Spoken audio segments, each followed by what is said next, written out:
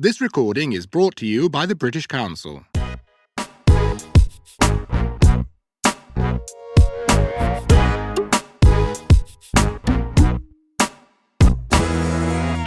Hello and welcome to the all-new Learn English podcast from the British Council. My name's Adam. And I'm Rob. In just a moment, you'll hear from Tess and Ravi. But first, I'll tell you something about the new podcasts. We've changed the way we give the podcast to you, and there are two important things. Firstly, the podcasts are shorter, but there are more of them. We're going to have a podcast every 2 weeks. Secondly, there are more ways for you to get in touch with us, and we can answer your questions or your comments. If you have a question about English, or about the podcast, or about Tess and Ravi, then send it to us. Here's how you can do it. You can leave a comment on Learn English at www.britishcouncil.org/learnenglish. You can follow us on Facebook, look for Elementary Podcasts, and you can follow Tess and Ravi on Twitter. They're Tess and Ravi. Ask us a question or tell us what you think, and we can answer it in the next podcast. Now, we're new presenters, so where are Tess and Ravi? Well, we've given them something new to do. In this series of podcasts, Tess and Ravi have a project, and we hope they'll help you learn. Now, when you think about Britain, what do you think about? Do you think about big red buses? Cups of tea? Something else? We asked that question to hundreds of our listeners around the world. What do you think about when you think about Britain? And Tess and Ravi have the answers. They're going to help you find out more about some of the most British things you can think of. So, let's find out what the topic is this week.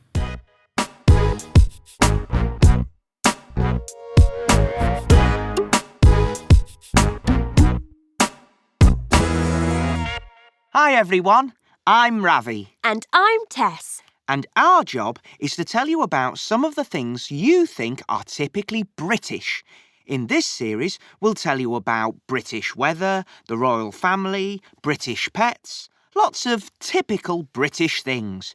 But today, we're going to tell you about a very famous British food, a dish that lots of people think is the typical British thing to eat. Do you know what I'm talking about? It's fish and chips. Nice. It's true that lots of people think that fish and chips is what British people eat all the time. My Spanish friends really wanted to try fish and chips when they came to visit. So, OK then, Ravi, tell us what you've learnt. Well, first of all, I'll say a little bit about what fish and chips are. People don't always know. It's a piece of fish covered in batter and deep fried. Can you tell us what batter is? It's a mixture of flour and water, usually. You cover the fish... What kind of fish is it? Good question.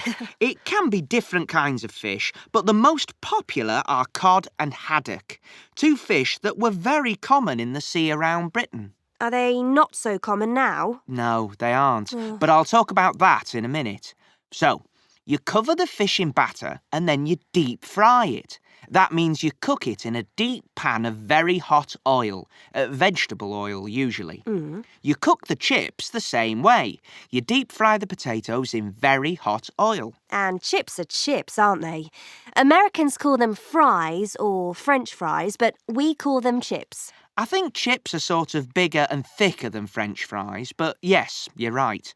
Anyway, you deep fry the fish and the chips, then you serve them with salt and vinegar. Ugh, I hate vinegar. When I was a kid, fish and chips would always be served in newspaper. They wrapped your fish and chips up in a sheet of old newspaper, but they don't do that anymore. They use special paper, not newspaper. Yeah, I remember the newspaper. But you know what? I hardly ever eat fish and chips anymore. All that oil and deep frying, it's not very healthy, is it? It's not, no. But Once every now and then, Tess, it's okay to eat unhealthy things, you know. How often do you eat fish and chips then? Well, I found some information about this. Nowadays, 50% of British people say they eat fish and chips once a month, and 14% say they eat them once a week. I'd say I'm about once a month. I'd say about once a year for me. Are the numbers of people eating fish and chips going down? As I say, it's not very healthy, and people are more concerned about healthy eating these days. People are more concerned about healthy eating, but the British still eat a lot of fish and chips. There are more than 10,000 fish and chip shops in the country, and they sold more than 250,000 meals last year. Wow. One thing is, having fish and chips is cheaper than going to a restaurant, so sales are even going up when people haven't got a lot of money to spend on restaurant meals. What about the fish, though? You said there weren't so many fish anymore. That's right. Cod, the most popular fish for making fish and chips, is not as common in the sea around Britain anymore. Numbers have really gone down. And if the numbers go down, the price goes up. So fish and chip shops now sell lots of other kinds of fish as well. But lots of people think they're not as nice. Do you know, Tess, I could talk about this for hours. I've not even mentioned the history of fish and chips yet, but we're running out of time. Shall we go and get some fish and chips? OK then, let's go. That talk about fish and chips earlier has made me really hungry. How often do you eat fish and chips? As often as I can, but not as often as when I was young. Right.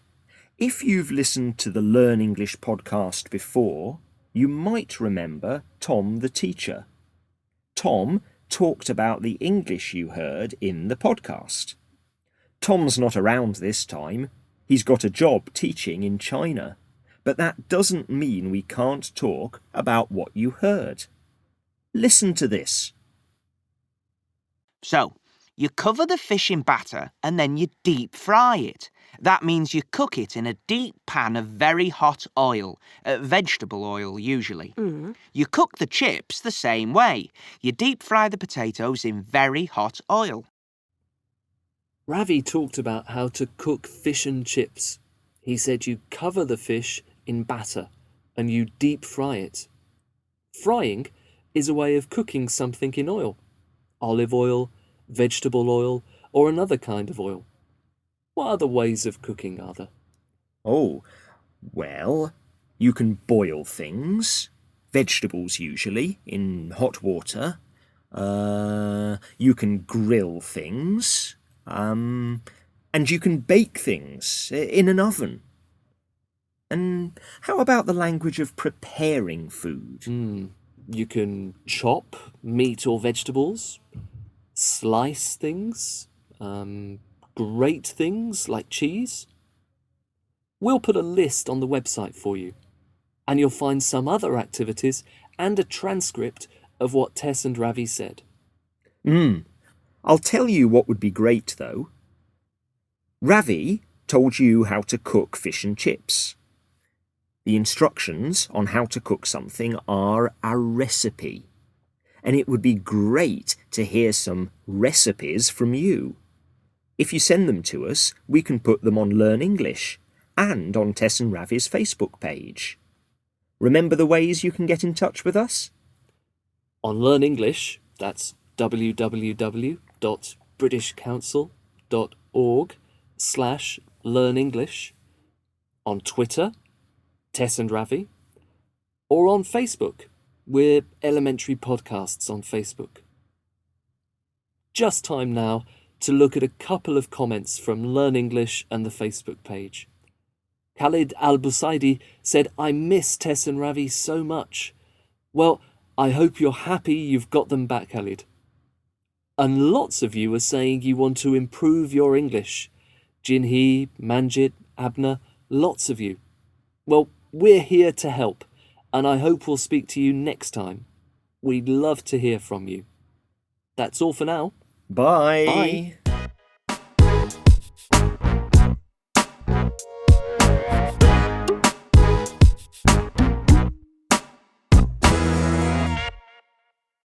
This recording was brought to you by the British Council.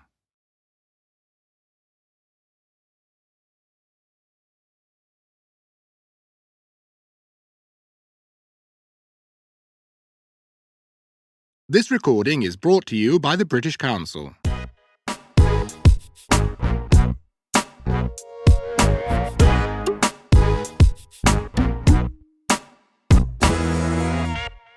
Hello! Hello, and thank you for all your fantastic comments and recipes. Comments from almost 50 different countries, from Algeria to Vietnam, and from Colombia to Kazakhstan. Great to see so many responses. Keep them coming. You can write to us at learnenglish.britishcouncil.org or via Facebook. Look for Elementary Podcasts. We got some great recipes from Spain, Greece, Kazakhstan, Armenia. Oh, we could set up an international restaurant. Yeah. Both Felix and Eduardo from Spain sent us recipes for Spanish omelette. I might try that. Elmira in Kazakhstan told us how to make a traditional fish dish called cocktail using carp. Now, British people don't usually eat much carp, but I might try this one. Then for dessert, Idoia taught us how to cook rice and milk. And if we want a drink, then Nina Magalhães in Brazil told us how to make caipirinhas. But they're an alcoholic drink, so not for everyone. Skybase noticed that Ravi made a mistake. Ravi said that fish and chip shops in Britain serve 250,000 meals a year. But the real number is 250 million meals a year. Well spotted, Skybase. Now, if you've listened before, you'll remember Carolina. She's from Venezuela, and she's a student at Newcastle University in the northeast of England. She lives with her best friend Emily, and she's part of the Environment Society with her boyfriend Jamie. Last time we heard from her, she was going back to Venezuela for the summer. Let's meet her again.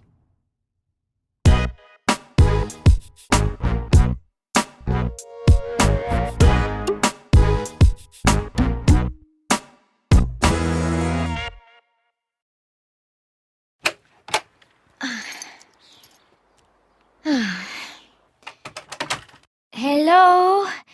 Is anyone here? Oh, Carolina! Hi! Welcome back. Oh, hello, Emily.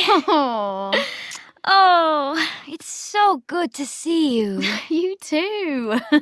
How was your summer? Great. And yours? Yeah, good.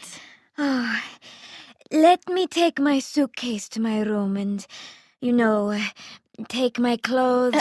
Unpack, you mean? Oh, that's the word. Unpack.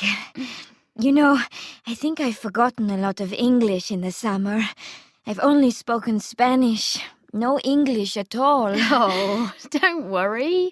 You'll soon remember. But it's funny, I think your accent is stronger. More Spanish. I mean, Venezuelan. Oh, dear. No, it's nice. I like your accent. You start unpacking and I'll make a cup of tea. English tea. Do you know, Emily, I think I've missed English tea. We drink more coffee at home in Venezuela. Just let me unpack my things and I'll see you in the kitchen. Hello? Can I come in? Sure. Here you are. A nice cup of English tea. Oh, thanks, Emily. Here, sit down on the bed. Let me move these t-shirts. Wow, Carolina. Look at all these clothes. I know. I bought quite a lot of things in Venezuela. My parents put some money in my bank account for this year. And I don't know. I went a bit crazy, I think. I was so careful with money last year. Oh, I don't know. Anyway, look at these jeans. Cool, huh? They're lovely. And I love that dress. Which one? This one? Yeah, it's really sexy. You look great in red.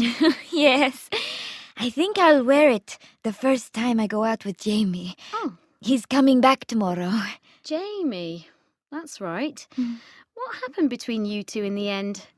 First of all, he didn't phone to say goodbye before you left, and you were like, "Oh, he didn't phone. Oh, it's all over." Then I got an email from you, and everything was Jamie this and Jamie that, and oh, I'm so happy. What happened? I'm sure I wasn't that bad, Emily. Well, nearly. Come on, what happened? Well, yes. I was a bit upset when I got the taxi to the station. But then he phoned, just as I was getting out of the taxi. And he said he was really sorry, but he'd got confused with the days, and he thought I was leaving the next week. So that's why he didn't phone. What? Just, You know I like Jamie, Carolina, but it's a strange thing to forget. The day your girlfriend goes off to Venezuela for the summer. Anyway, that's what happened. And we've been emailing and texting all holiday. And he says he can't wait to see me when he gets back. And, ooh, I'm so happy. Well, I'm glad he phoned, and I'm glad you're still together. And what about you? Any news on your love life? Love life? What love life? Oh, Emily. Seriously, I haven't had a love life since last year when I went on that study trip to France. Jacques, I really liked him, but then he didn't, well, I didn't, oh, I don't know. And that was the last man in my life. You got that Valentine's card. Anonymous. So, it shows someone likes you. It was from my mother. She feels sorry for me. And you like the man who delivers the pizzas? The one with the long hair? He says, "Here's your pizza." And I say, "Thank you very much." A beautiful relationship. We have so much in common. Okay, that's enough. Listen, what about dinner? Is there any food in the house? Shall we go out? We could order a pizza. You can answer the door. Yeah, I'll wear your new red dress. Oh, it's good to have you back, Carolina. Oh, nice to hear Carolina again. Now, here's an interesting thing. Carolina and Emily hadn't seen each other for a while, a whole summer, and they hugged each other and kissed. I find this interesting because people think the British are quite cold and reserved. So I'm interested in what people do when they meet people or see old friends again. What do you do, Rob? When I see old friends again, I usually hug them. But what do you do when you meet people or see old friends again? Do you hug? Do you kiss? Do you shake hands? Do you bow? Write to us and let us know. Now, do you remember Carolina forgot a word? Listen to this. Let me take my suitcase to my room and, take my clothes. Unpack, you mean? Oh, that's the word. Unpack. When you put things into a bag, you pack your bag. So, when you take things out, you unpack. The un prefix shows an opposite. You do something, and then maybe later you undo it. You might see the word undo on your computer. We also use un with adjectives. For example, happy, unhappy, usual, unusual.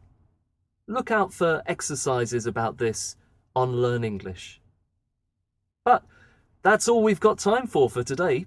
So remember to write to us at learnenglish.britishcouncil.org or on Facebook. Look for Elementary Podcasts.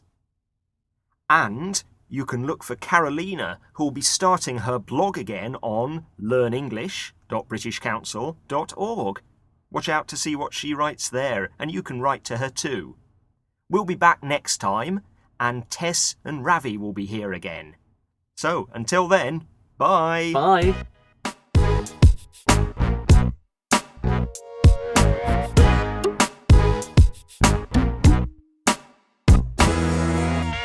This recording was brought to you by the British Council.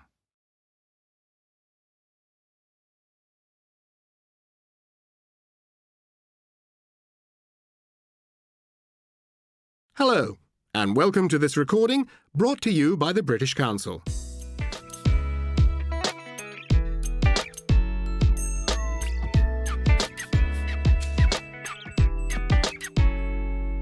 Hello and welcome. My name is Adam. Rob is on holiday this week. Lucky man. He'll be back for the next episode. Thanks for your comments. We love hearing from you. It was really interesting to hear how you greet each other. Adelson Santos sent us a great message telling us the different ways to greet people in Brazil. He said that people who are not close friends just say hi. If they are better friends, a girl might hug a boy and kiss his cheek, but boys never kiss each other. They only shake hands. And boys who are very good friends might hug quickly. He also said that boys don't really shake hands, they slap their hands together. And that at church he kisses men on the cheek and shakes hands with women. Isn't it interesting how complicated greetings can be? Lang To Came from Vietnam said that when meeting an old friend, people will normally shake hands. But again, it can be different, depending on how close you were, how old your friend is, and your friend's sex. Finally, Hess in the Ivory Coast said that people in his tribe always ask for news when they meet, but they don't bow or shake hands. He said that two people who slept in the same room will even ask what the news is when they wake up in the morning. I found that fascinating. Do you remember what Tess and Ravi are doing this series?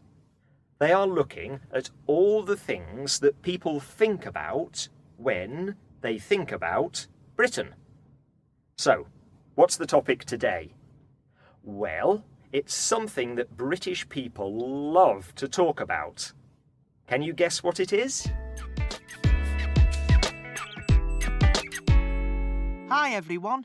Hi, Tess. Hi, Ravi. Right. I think you know that Tess and I are here to talk about some of the things you think you know about Britain. Things like drinking tea, the royal family, and fish and chips. Things you think are very British. And what could be more British than today's weather? It is horrible out there, Tess. Is it raining? No, it's not raining, but it's grey and cold and miserable, and it's exactly what people said about British weather.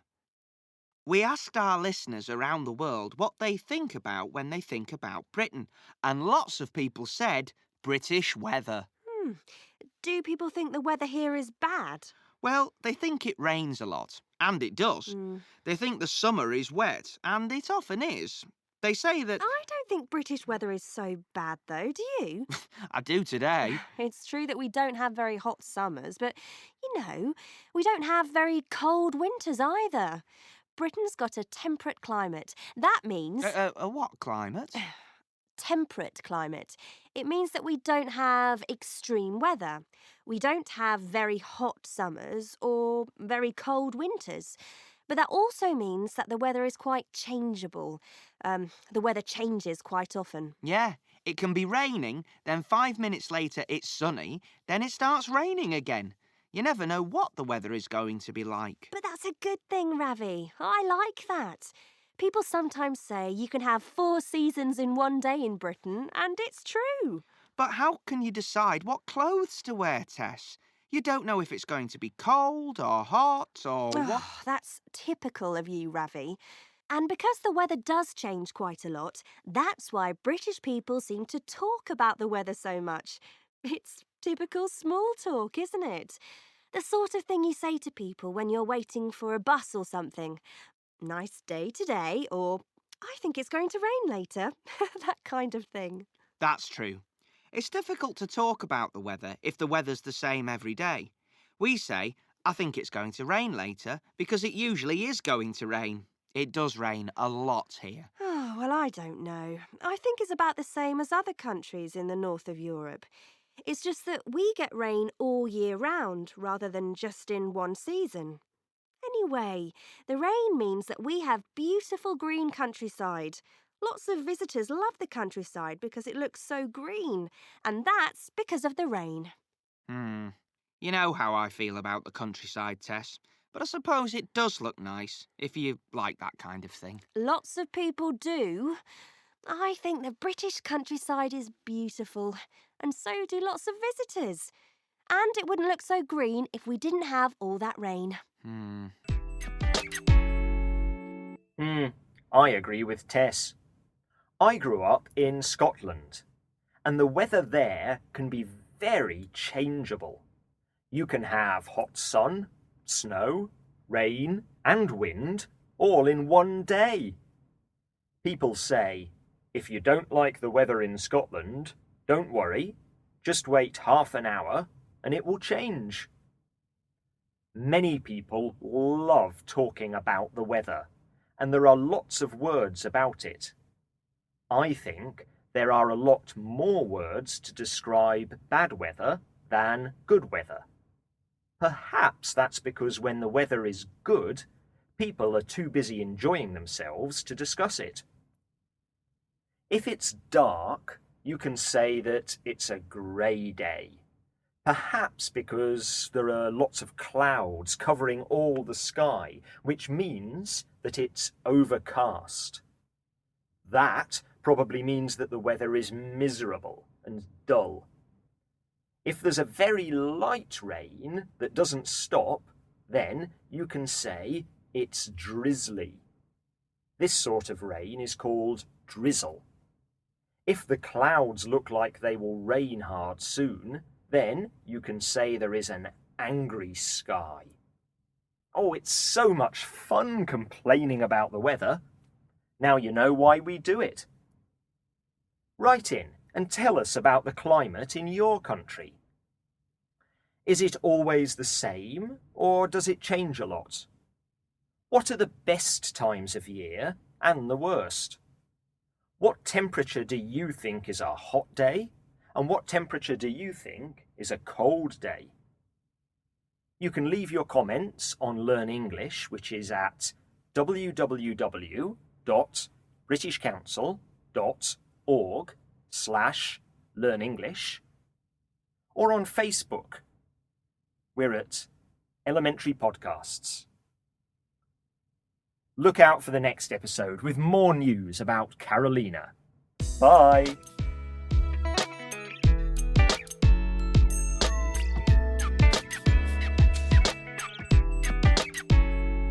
This recording was brought to you by the British Council. This recording is brought to you by the British Council.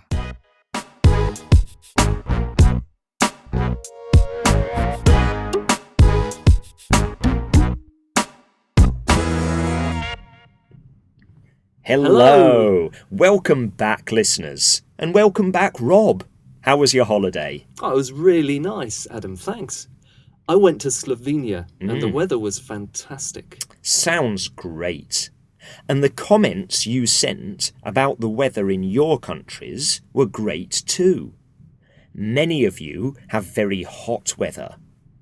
Abu Hekmat in Oman told us about weather that reaches 49 degrees. I can't imagine being that hot. Fazlidin, 12, in Uzbekistan, sees temperatures of 45 degrees. And Sandari in Mongolia told us about weather that was hot, but not quite as hot as Oman, 35 degrees. The big difference in Mongolia is that in winter it reaches minus 35 degrees. That's a huge difference between summer and winter. That's very cold. Many of you also wrote to us about cold weather in your countries. Kosovac in Serbia says it can be minus 20 degrees. Valiant Spirit in Pakistan says it can be minus 15 degrees. But what is cold? In other countries, maybe it's a bit different. In El Salvador, Docs Rosales says 15 degrees is a cold day, while in Malaysia, Shockmin says 24 degrees is a cold day. You also told us about other weather conditions in your countries. For example, in China, Dichudashi told us about the typhoons that come to the mainland and bring heavy storms. Takazaruni in Iran told us about weather called wolf and ewe. A ewe is a female sheep. Wolf and ewe weather is when dark clouds and white clouds are in the sky at the same time. The wolf, the dark clouds, chases the ewe, the white clouds, and Iranians say that this is very changeable weather with a high chance of rain. Remember, you can write to us at www.britishcouncil.org/learnenglish or via Facebook. Look for Elementary Podcasts. Now, do you remember what happened last time with Carolina, the student from Venezuela at Newcastle University? She returned from her summer holiday and talked with Emily about her new clothes, about missing English, and of course about her boyfriend Jamie. Let's see what's happening this time.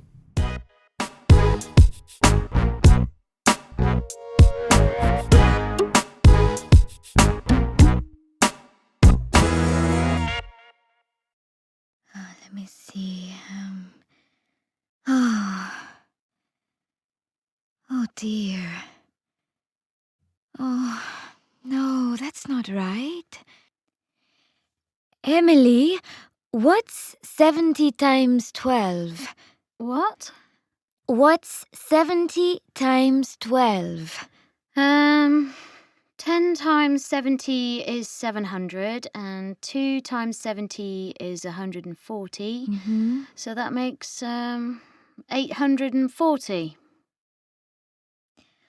What's 70 divided by 52? I don't know. I'm trying to read my book. Haven't you got a calculator on your phone? Oh, yes.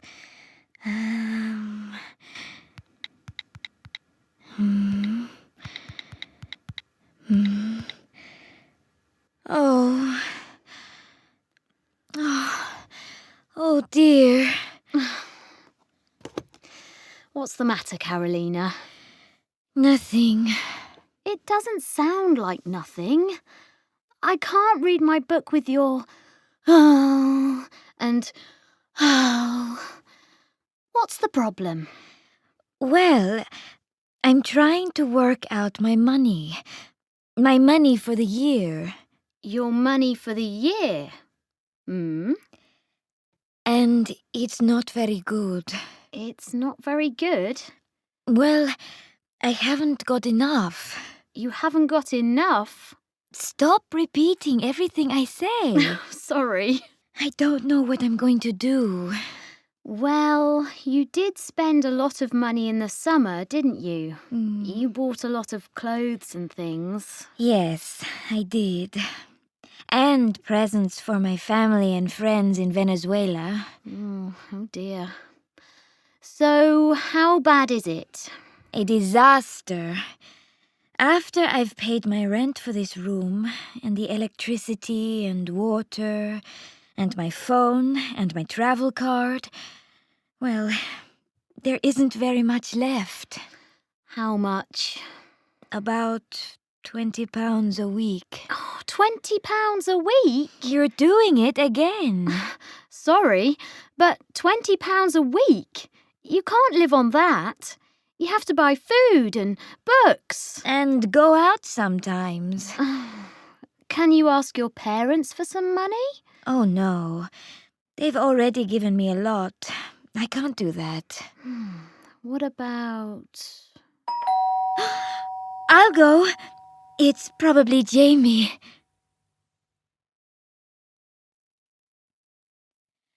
Oh, it's so good to see you. Yeah, it's good to see you too. You been okay? Oh, hi, Emily. Hi, Jamie. How's it going? Good, thanks. And you? Yep. I'm going to get a job. Get a job?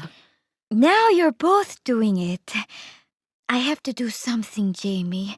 I can't live on the money that I've got for this year. Are you allowed to work here? Don't you need a special visa? No, I can work on my student visa, part-time. I'll check, but I think I can work up to 20 hours a week. I'm not sure about this. You need time to study and to go out and enjoy yourself with me. I can't go out and enjoy myself if I haven't got any money, can I? I've got some money I can pay. That's it. I've decided. Tomorrow morning, I'm going to start looking for a job. Oh dear. I hope Carolina manages to find a job or some other way to get more money. It will be a lot easier for her if she has some experience, if she has done a job before. What was your first job, Adam? I worked as a paper boy. That means I delivered newspapers to people's houses early in the morning. It was quite interesting, although I didn't have time to read anything more than the headlines. The real problem came when it was raining. What about you? I worked as a waiter in a restaurant. It was quite hard work, but I didn't earn a lot of money, unfortunately. Tell us about your first job. What did you do? Remember, you can write to us at www.britishcouncil.org/learnenglish or via Facebook. Look for Elementary Podcasts. Now, do you notice anything about these sentences? Have a listen. How much? About £20 a week. Oh, £20 a week? You're doing it again. Are you allowed to work here? Don't you need a special visa? No, I can work on my student visa, part-time. I'll check, but I think I can work up to 20 hours a week. Carolina says she has about £20 a week. She also says she thinks she can work up to 20 hours a week. A week means every week. We use a and an with other words too. For example, hour. I earned £3 an hour when I was a waiter. And I see my family 3 or 4 times a year. There will be some exercises about this and other language areas on Learn English. That's all we've got time for today. Remember to write to us and tell us about your first job at Learn English or on Facebook. And we'll be back next time with Tess and Ravi.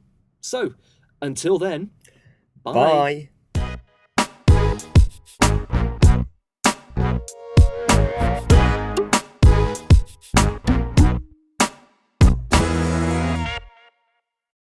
This recording was brought to you by the British Council.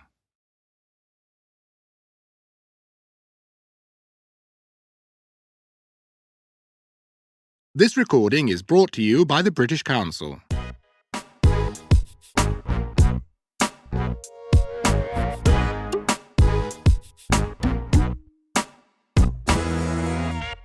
Hello and welcome. It's just me this week. Adam's on holiday, lucky him, but don't worry, he'll be back next time.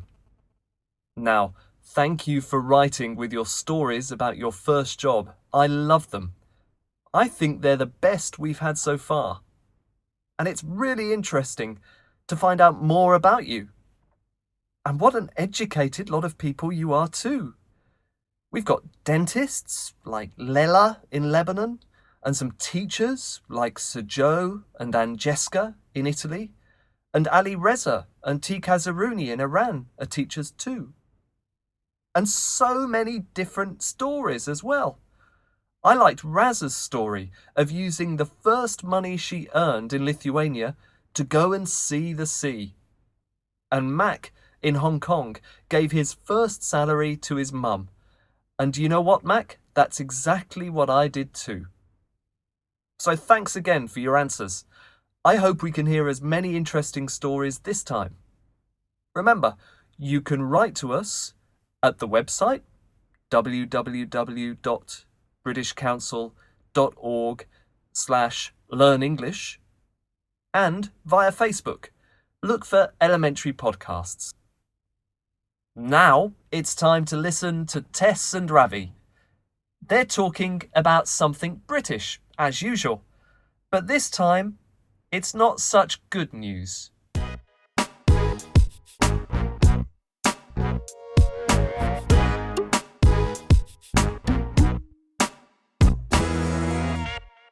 Hello again from me, Ravi. And from me, Tess. We're here again to talk about some of the things you think you know about Britain. Things like drinking tea and fish and chips. But not everything you think about Britain is nice and positive. And today we're going to talk about something lots of you mentioned. Football hooligans. You're a football fan, Ravi. Are you a football hooligan? You know, Tess, people often ask me that. People from other countries, I mean. You? A hooligan? I don't think so. I know. But people sometimes think that being a football fan in England means you must be a hooligan, fighting and causing trouble and stuff. That's a bit strange. Why do they think that? Well, there was a problem here about 30 years ago. In the 1970s and 1980s, there was a lot of trouble and fighting and stuff. There were a couple of really bad incidents that were in the news all over the world. That's why people sometimes think, English football, hooligans. Yeah. But for the last 20 years or so, it really isn't a problem. So why do people still think that English football fans are hooligans? I really can't imagine anyone thinking of you as a football hooligan, Ravi. All right, Tess, you've already said that. I guess when you've got a bad reputation, like English football fans, it's difficult to change people's minds. So, it isn't dangerous to go to a football match? Come on, Tess, you know it isn't. You should go to a game. There are lots of women and children at matches, and the new football stadiums are great. Comfortable seats, great views, good food. It's nothing like it was 20 years ago. It's a family thing these days. But most fans at the stadium are men, aren't they? Yeah, most of the fans are men, but about 20% are women. How do you know that? I looked it up on the internet. More and more women are going to football matches. I sometimes take my niece. Aw, that's nice. How old is she? She's 9. Oh. She's really into football. Loves it. Aw. So there's never any sort of crowd trouble or anything? Don't they have a lot of police at football matches? Not really. Not these days. I don't think you can say there's no trouble at all, but not in the stadium. I always feel perfectly safe there. Why don't you come to a match with me? I'll try to get tickets for the game next Saturday. What do you say? Oh, yeah, OK, why not? Oh, I don't know anything about football, though. That's okay. And, well, what if people think you're a hooligan, Ravi? Stop it.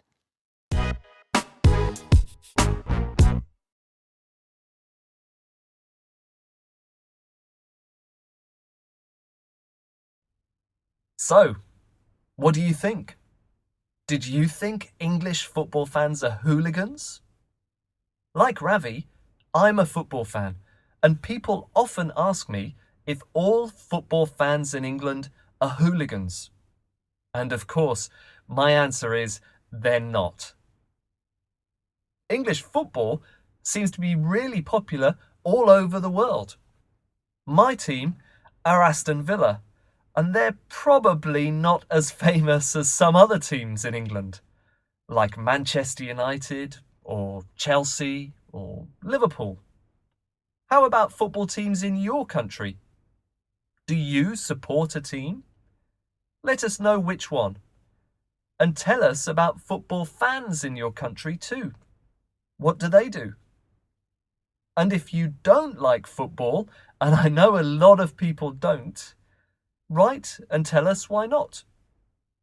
Remember, you can write to us at www.britishcouncil.org/learnenglish and on Facebook. Look for Elementary Podcasts.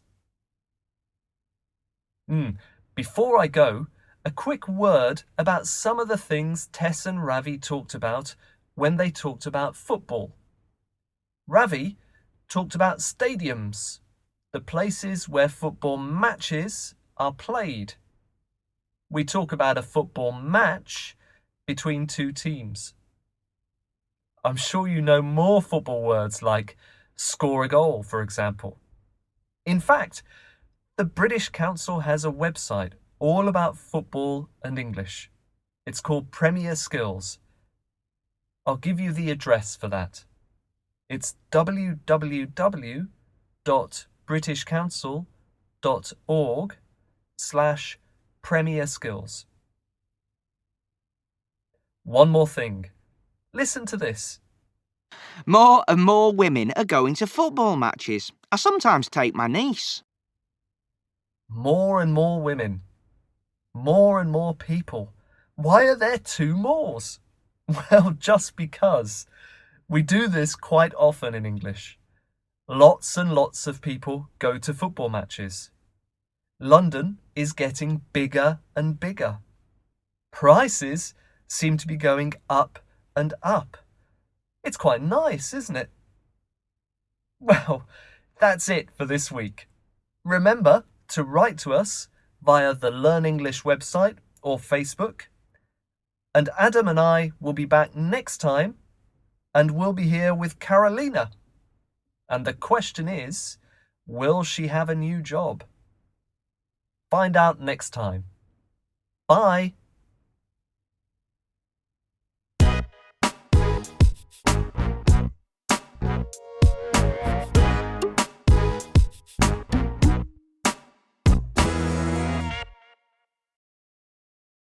This recording was brought to you by the British Council.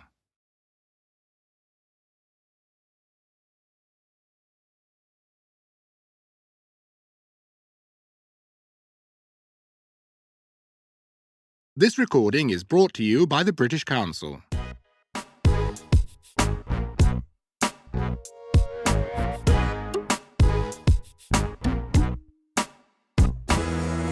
Hi everyone, I'm Adam. It's good to be back with you. My holiday was in Europe. I saw my family in Scotland, but I also visited Belgium and Germany for a couple of days. Rob is away this week, but he's not on holiday. He's travelling for work. In the last podcast, Tess and Ravi talked about football hooligans, and we asked you to tell us what you think about football.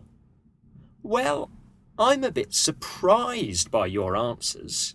So many of you don't like football. Lyudmila in Russia, Uki in Egypt, Angelo in Italy, Anna in Spain, Lamai in Thailand, and Sankio in Poland. Jusso Zarego in Brazil talked about football and money. He says it's the politics of bread and circuses.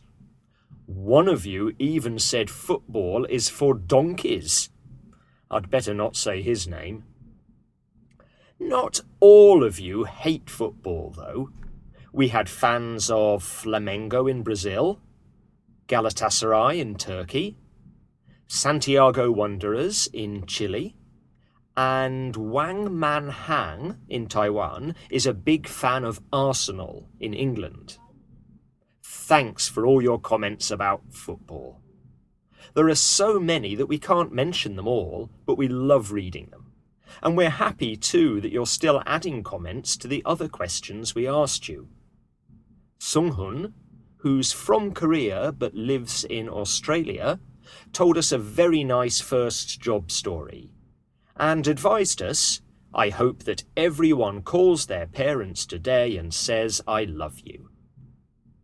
It's really great to hear all your comments. And remember, you can join in and add your own comments by going to www.britishcouncil.org/learnenglish or finding us on Facebook. Look for Elementary Podcasts. Now, we're back with Carolina this week. You remember that Carolina was worried about money and decided to get a job? Let's see what happens next.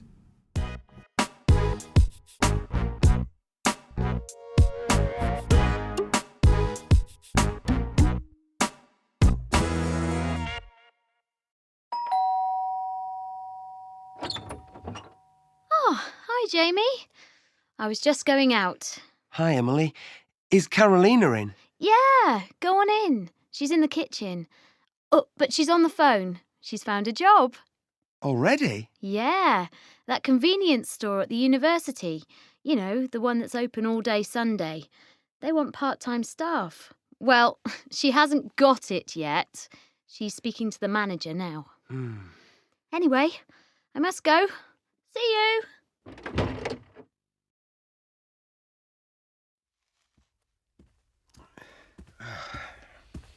Yes, that's right.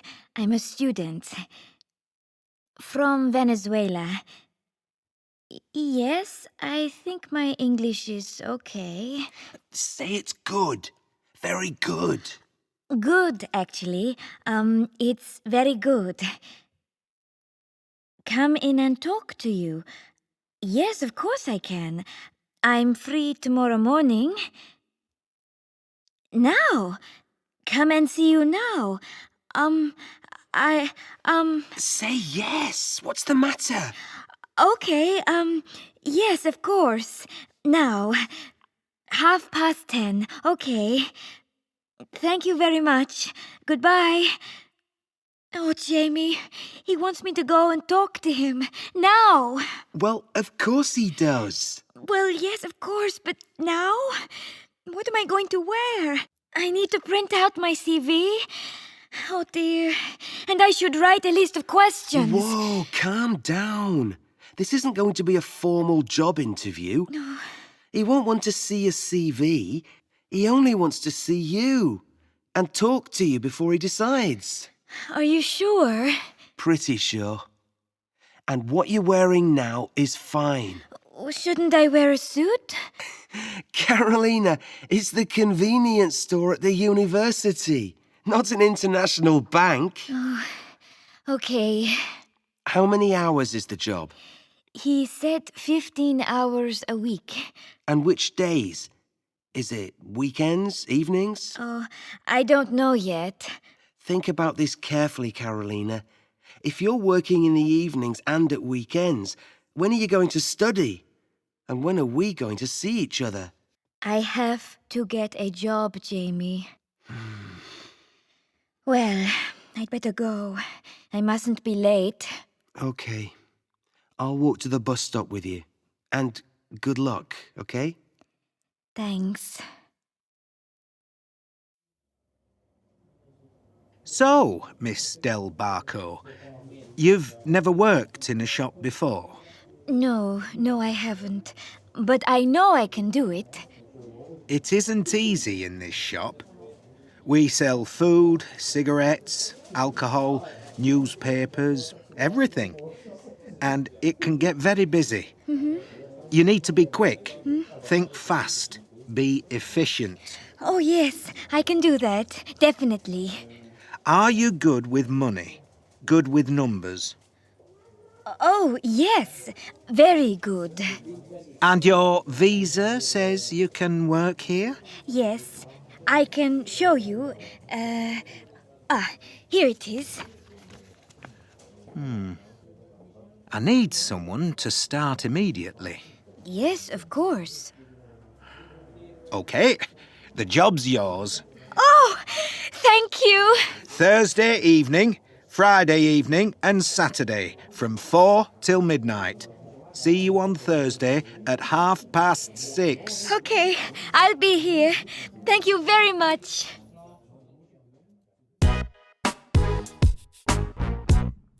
So, Carolina got the job. Good news. When we think about job interviews, we usually think about something quite formal. You have to wear a suit or smart clothes and answer lots of questions. But for this kind of part-time job, you usually don't need to do a formal interview. The manager just asked Carolina 1 or 2 questions. Has she worked in a shop before? Is she good with money? And that was enough. She got the job. Today, I want to look at prepositions. In particular, prepositions of time. Listen to these bits again. Thursday evening, Friday evening and Saturday from 4 till midnight. See you on Thursday at 6:30. Okay, I'll be here. Think about this carefully, Carolina. If you're working in the evenings and at weekends, when are you going to study? Come in and talk to you. Yes, of course I can.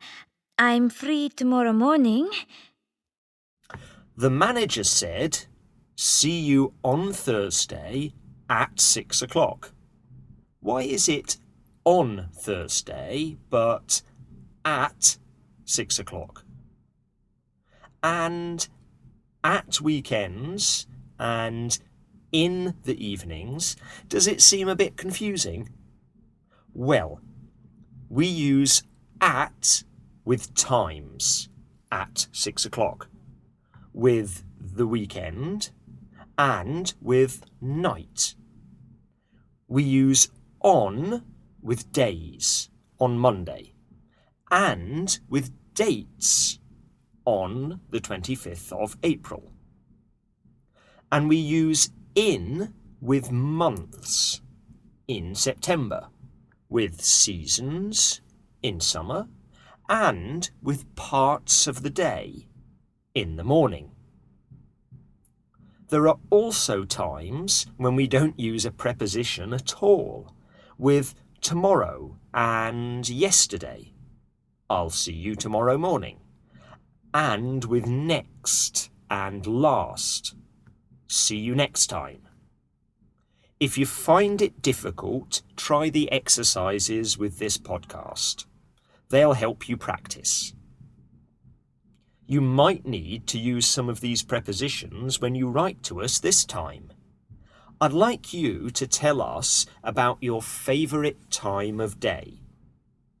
I like getting up late, but not in the afternoon. I don't want to have breakfast at 2 p.m. I also like to stay up late at night when it's quiet, but I don't think it's very healthy. What about you? Are you happiest in the morning or at night? Or maybe in the afternoon? Write and tell us. Here's where you can send your answers.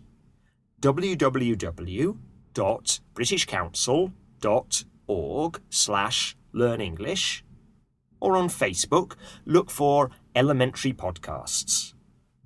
Well, that's all for this time. Thanks for listening.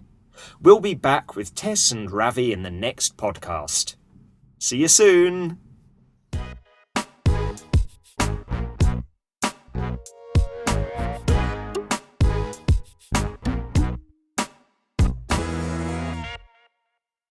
This recording was brought to you by the British Council.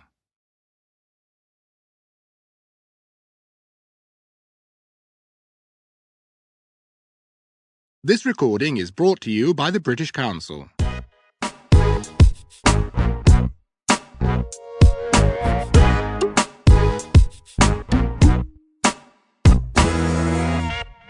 Hello.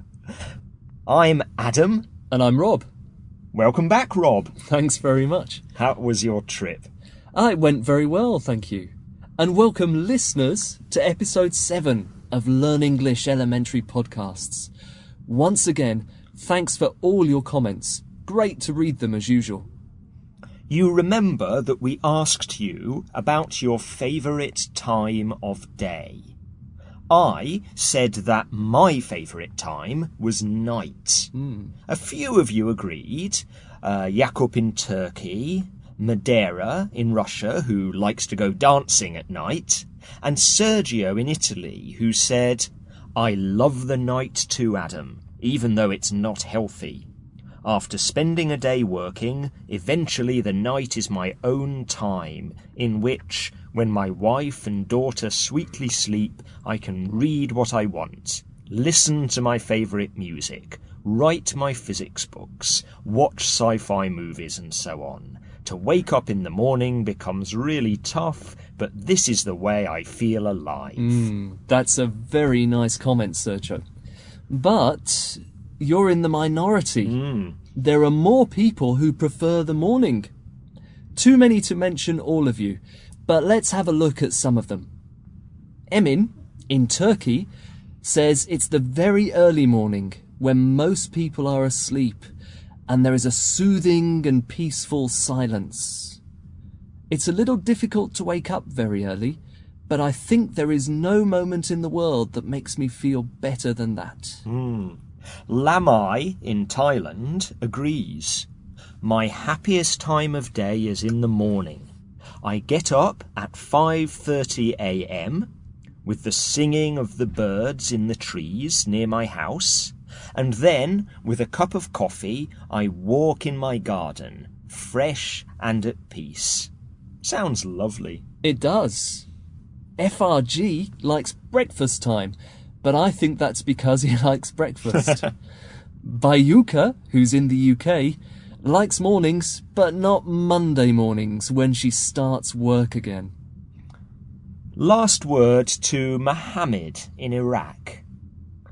You can see me happy at any time of the day when I don't have something to worry about.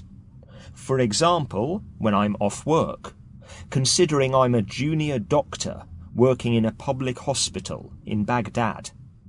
I try to relax and enjoy each and every minute I get, because the next day I could be staying in the emergency room or in the ward looking after patients. Thank you once again for all your comments.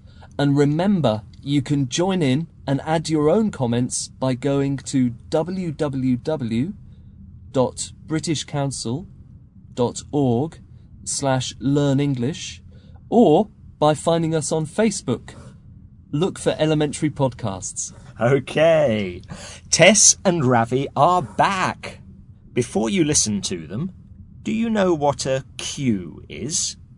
It's a line of people, one behind the other. And some people think it's very British. Let's see what Tess and Ravi think.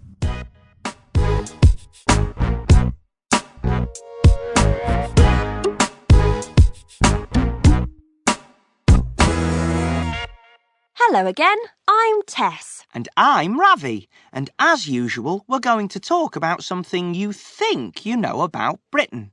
Fish and chips, the British weather, drinking tea, all those typically British things. And we'll tell you just how typical they are. Or aren't.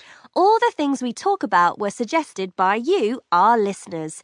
And our topic for today is something I think you'll enjoy, Ravi. It's queuing. Standing in line to wait for things. I hate queuing. I hate waiting for things. I knew you would hate it. But lots of people said that they thought queuing was very British. And I think it's true. Think about the things we queue for. We form a queue when we wait for a bus. We queue up in supermarkets to buy tickets for things in the bank. Oh, we're always queuing. But people queue for things all over the world, Tess. How can you say it's typically British? True. But what we heard from our listeners is that British people are very good at queuing. How can you be good at queuing? All you have to do is stand behind the person in front of you. Well, have you ever tried joining a queue in... no. I don't want to say a country in case some of our listeners get upset. Have you ever tried joining a queue in another country? Yeah, I suppose I have. People say British queues are more polite than in some places. Like we almost enjoy queuing. My grandma does. Oh. She joins a queue whenever she sees one, even if she doesn't know what it's for. I bet she never jumps the queue though, does she? You don't know my grandma. Jumping the queue is when you don't go to the back of the queue, but you try to push your way to the front of the queue instead of waiting for your turn. Do you ever jump the queue, Ravi? Me? I'm too polite to do that. See? That's what people think about the British, that they like queuing and that they're very polite, so they make nice, tidy queues. I think it's true, more or less. British people do make very organised queues. What about the queues for the winter sales, Ravi? Or to buy tickets for the tennis at Wimbledon? It's almost a national tradition. It's on the TV news and everything. Every year, some people queue up for days to get the best bargains at the start of the winter sales in the shops after Christmas. They sleep outside in the cold, and they seem to enjoy it. Well, that's a bit crazy, isn't it? It is a bit. Do people in other countries do that sort of thing? I don't know, actually. Maybe our listeners can write in and tell us about queuing in their country. I bet they don't queue like the British do. OK, if you're listening, write and tell us about queuing in your country. Do you think the British queue differently? We're looking forward to hearing from you. What do you think about queuing, Rob? Oh, I hate queuing. I can't stand it. Oh, I don't mind it. And it's interesting because when I go to a foreign country where people have a different approach to queuing, I find it very hard to change my style. How do you feel about queuing? If you've been to Britain, do you think it's true what Tess and Ravi said? Are the British good at queuing? How about queues in your country? Do people queue up politely, or do they jump the queue? Do you jump the queue? We'd love to hear from you. Write and let us know at www.britishcouncil.org/learnenglish. Right. Let's look at some of the language Tess and Ravi used. I hate queuing. I hate waiting for things. People say British queues are more polite than in some places. Like we almost enjoy queuing. See? That's what people think about the British, that they like queuing and that they're very polite. Firstly, Tess and Ravi used different ways to talk about liking and not liking things. Ravi said he hates queuing, and Tess said that British people enjoy queuing. We can use positive words, such as like, love, enjoy, and negative words like hate, can't stand, dislike. How many more can you add to each list? Try the exercise on the website. Next, though, listen to what comes after the like and dislike words. I hate queuing. I hate waiting for things. People say British queues are more polite than in some places, like we almost enjoy queuing. See? That's what people think about the British, that they like queuing and that they're very polite. I hate queuing. We enjoy queuing. They like queuing. That ing form is the gerund, and we use it after some verbs, like those verbs of liking and disliking. We also use gerunds after prepositions, words like at, on, or in, like in this clip. True, but what we heard from our listeners is that British people are very good at queuing. If you use a verb after a preposition, use a gerund, the ing form. For example, good at queuing. Interested in learning English. We're running out of time now, but there are lots of exercises about this on the website. So if you want to know more, check it out there. That's all for this time. We'll be back with Carolina next time. Bye. Bye.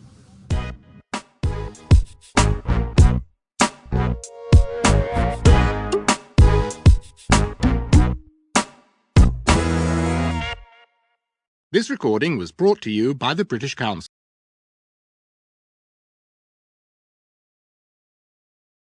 This recording is brought to you by the British Council.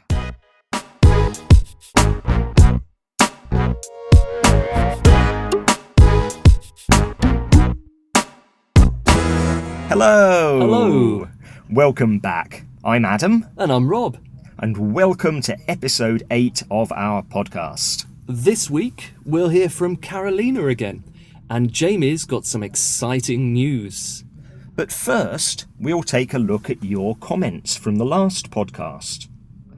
In it, Tess and Ravi talked about queuing.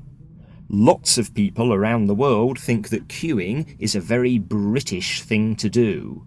And do you know what? It might be true. We asked you to tell us about queuing in your country, and so many of your answers said that queues in your country aren't like queues in Britain, and you don't feel very happy about it. We heard about problems with queues and queue jumpers in Italy, China, Poland, Turkey, France, Indonesia, the list goes on.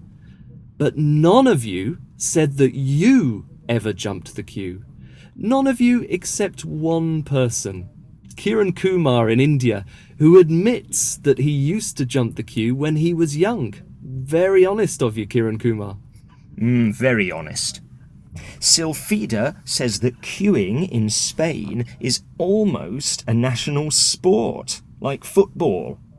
But she says she doesn't mind queuing so much when she thinks of all the people who are queuing to try to find jobs. Some other people made serious points. Mahmoud Syed talked about long queues for bread in his country, Egypt, and Uguisu told us about the very organised queues in Japan, especially after the terrible earthquake and tsunami there this year. Finally, though, let's look at Italy.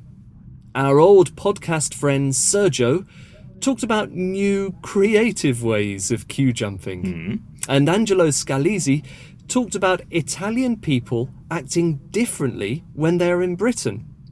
He says, I know people that queue up quietly when they're in London, because in London they have to queue for everything and it's very polite. So they are very polite. But they try to jump the queue when they're in Italy. This is extremely impolite. Thanks to all of you for your comments. They were really great. And sorry that we don't have time to read them all out. Oh, I forgot Lahezi's comment about queues in Poland during her childhood. She says they were a great place to meet friends and neighbours. See, I could read the comments out all day, but we have to move on. Remember, you can read what other people said and post your own comments by going to www.britishcouncil.org/learnenglish or on our Facebook page. Look for Elementary Podcasts. Now, though, let's hear from Carolina. You remember that she had money problems and got a job in a convenience store. Today, she breaks the news to Jamie, and he has some news of his own.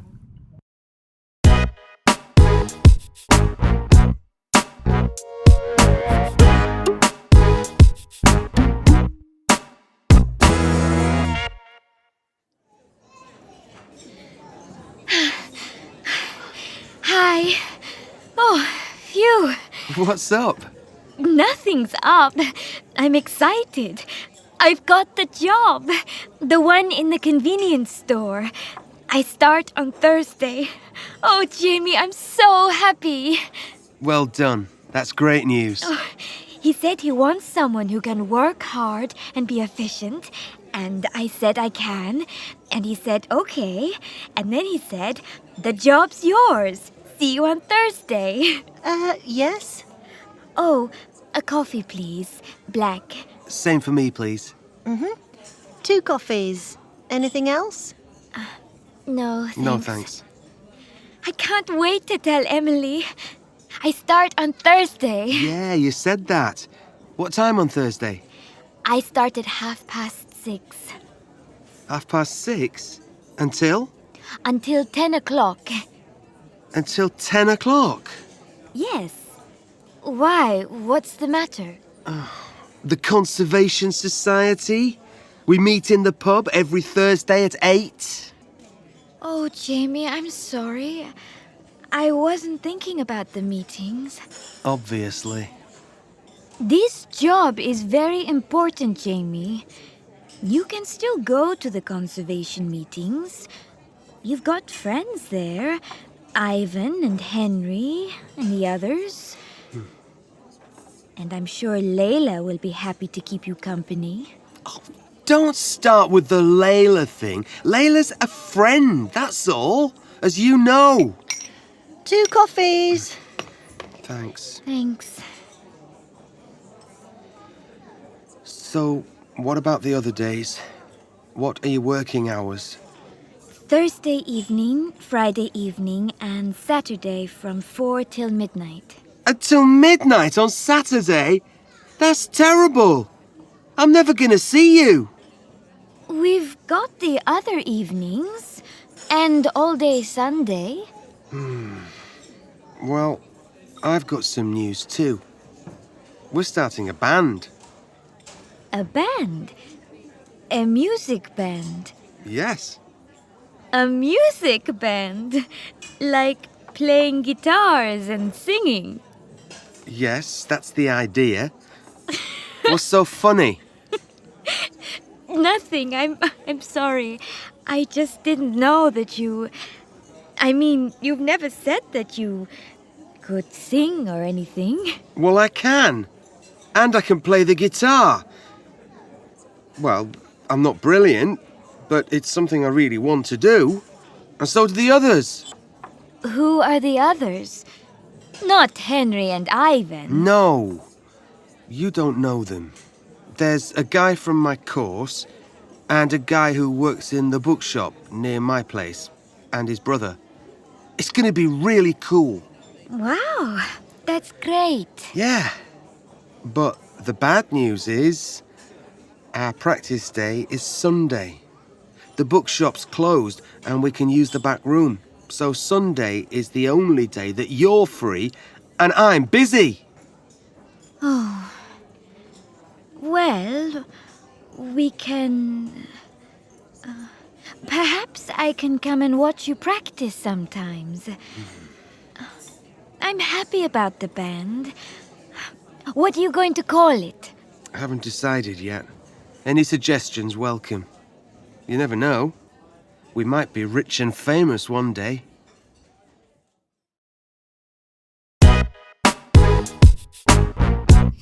So, Jamie's started a band. Have you ever been in a band, Rob? I have. Oh. I was in a band when I was young, when I was at school. Oh. What instrument did you play? I played the drums. Oh. It was great playing the drums. Yeah. But unfortunately, the first time we played in front of people, I was so nervous, my hands were shaking, and I couldn't play normally. It was awful. Oh, no. What about you, listeners? I'm sure you have some musical talents to share with us. Have you ever been in a band? What was the name of your band? What musical instrument do you play? What style of music do you play? Are you still playing? And if not, why did you stop? Write and tell us what you think. Here's our address again: www.britishcouncil.org/learnenglish. And of course, you can look for us on Facebook too. Now, the exercises on our website for this podcast are about days of the week and about possessives. Listen to something Carolina said. He said he wants someone who can work hard and be efficient. And I said I can. And he said, okay. And then he said, the job's yours. See you on Thursday. He said, the job's yours. Not the job's your, but the job's yours. Do you know the difference between my and mine and her and hers? They're all possessives, but some are adjectives and some are pronouns. Possessive adjectives, my, your, his, her, our, and so on, describe a noun, like other adjectives. So we say, this is my umbrella. Possessive pronouns, mine, yours, his, hers, ours, and so on, take the place of a noun, like other pronouns. So we say, this umbrella is mine. There are lots of exercises about this on our website, so why not give them a go? And next time, we'll hear from Tess and Ravi again, talking about something that British people like to drink. Now, what could that be? See you next time. Bye. Bye.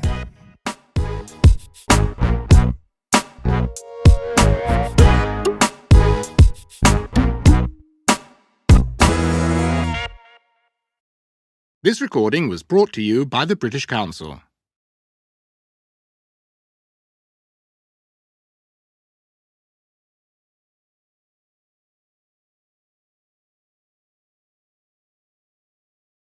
This recording is brought to you by the British Council.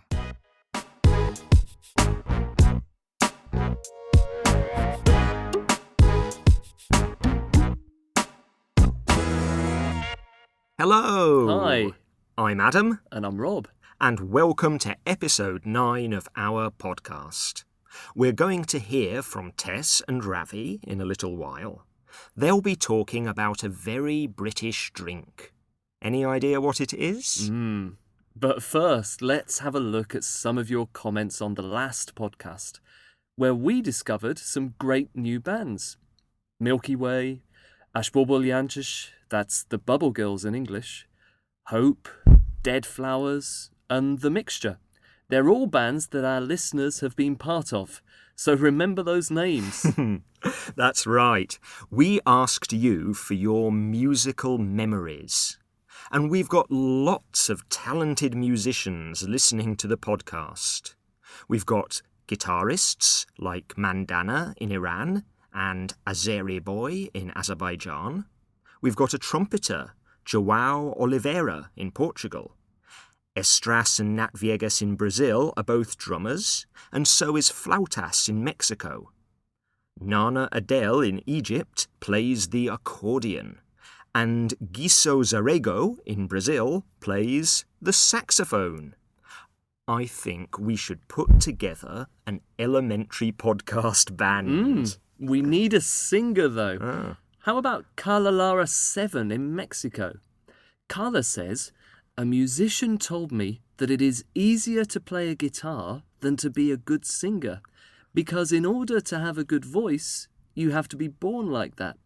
And when you use your voice, it's like another string that has to be in tune. Now I have the objective to find a place where I can sing, because I always liked it, but I didn't notice what a special talent it is." How about it, Carla? Do you want to sing with the elementary podcast band? There were lots of other great comments too. Too many to read out here. Q Trang even mentioned a special song about his city, Hanoi, in Vietnam. Check out the Hanoi Boogie on YouTube. Is there a special song about your city? Let us know at the usual address, www.britishcouncil.org/learnenglish, or look for elementary podcasts on Facebook. Now, we don't have time to mention them all, but we do keep reading your messages. Navajo, in China, told us about people there who make their living by queuing. And we think we found a place where people queue as politely as they do in Britain. That's Kenya. Thanks for that story, Kamore. Now, last time we said that Tess and Ravi were going to talk about something British people like to drink, and we asked what that drink might be. Q Trang had the answer. Listen and find out what it was.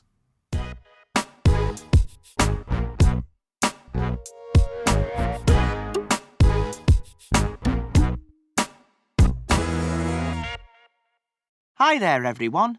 I'm Ravi. And I'm Tess. And as usual, we're going to talk about something you think you know about Britain. We asked our listeners what they think is typically British, and they said things like fish and chips, London buses, the royal family, and lots of people mentioned a particular drink. What do you think it is? Tea. Lots of people said that they thought British people drink a lot of tea. And it's true. 165 million cups of tea are drunk every day in Britain. 165 million? Blimey. I know. That's more than 60 billion cups a year. Unbelievable. Why do we drink so much tea? Well, actually, I don't drink tea at all. But British people have been... Whoa. You don't drink tea? What about coffee? I sometimes have a fruit tea, but no, I don't drink tea or coffee. Don't you? I have a coffee in the morning and then about 6 cups of tea during the day. Is tea more popular than coffee? Oh, yeah. We said 165 million cups of tea every day. Well, the number of cups of coffee is 70 million, so we drink more than twice as much tea as coffee. Do we? Mm-hmm. How come the British drink so much tea? Is it because we used to have an empire or something like that? And how do you know all of this stuff, Tess? Are you just inventing these numbers? It's called research, Ravi. I looked it up on the internet. Oh. The British have been drinking lots of tea since the 17th century. It was mostly just rich people drinking tea at first. But by the 19th century, everybody was drinking it. And that was when all the rituals of drinking tea started. What do you mean by rituals? Well, things like making tea in a pot and the way we make tea and serve it. And things like afternoon tea, when we have a cup of tea and cakes and sandwiches. About once a year. Well, yeah, we don't do it every day, but you know what I mean. You know that in other countries, people don't put milk in tea, but in Britain, 98% of tea is taken with milk. Oh, you can't have a cup of tea without milk, Tess. Not too much milk. You don't want it too milky. And put the tea in first, then the milk, then the sugar. See? That's the kind of ritual I'm talking about. People have strong ideas about the best way to make a cup of tea. Do you make your tea in a teapot? Of course. You have to make tea in a teapot. It tastes horrible if you make it in a cup. If you want a good cup of tea, you have to make it yourself. Oh, do you think so? Definitely. In fact, all this talking about tea is making me thirsty. Do you want a cuppa? Oh, you don't drink tea. I forgot. I wonder if other languages have words like that. Do you want a cuppa? Or do you want a brew? You know, the way we say a cuppa and everyone knows you mean a cup of tea. Didn't it tell you that on your internet site? Right, I'm going to make a brew. You can't beat a nice cup of tea. I'm with Ravi. You can't beat a nice cup of tea. But it has to be right, not too much milk. That's funny because I'm the same as Tess. I don't like tea. What about you, listeners? Do you drink tea? How do you usually make it? With milk or without milk? Or is coffee the most popular drink in your country? I used to live in the south of Italy, and the coffee there was fantastic, the best I've ever had. And actually, a friend of mine used to live in Argentina, where they often drink another hot drink, mate. I'd love to hear more about that if anyone can tell me. So why not write and tell us what you or people in your country like to drink? Write your comments at www.britishcouncil.org/learnenglish. Now, I want you to listen again to something Tess said. Tea. Lots of people said that they thought British people drink a lot of tea.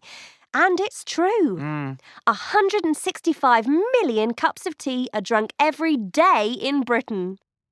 I want to look at the verb forms. British people drink a lot of tea. But 165 million cups of tea are drunk every day. Listen again. Tea.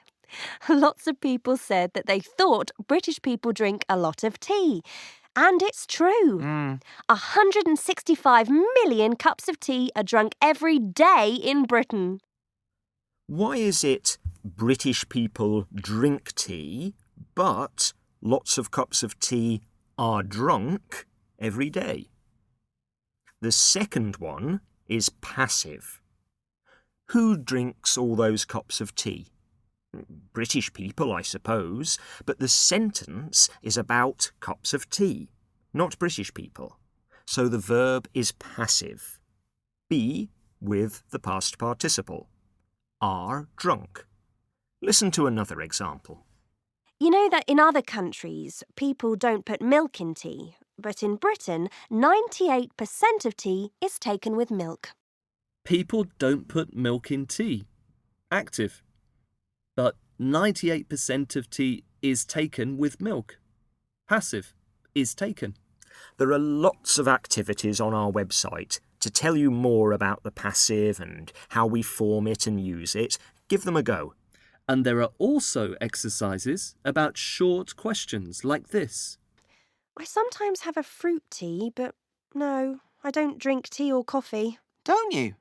So we drink more than twice as much tea as coffee. Do we? Tess said, I don't drink tea or coffee. And Ravi asked, don't you? Then she said, we drink twice as much tea as coffee. And Ravi asked, do we? Can you work out the rules for short questions like this? The activities on our website will help you. You'll find them at www.britishcouncil.org/learnenglish. Look for elementary podcasts. Well, that's all we've got time for. We'll be back next time when we'll hear more about Carolina and her job at the convenience store. So until then, bye. Bye.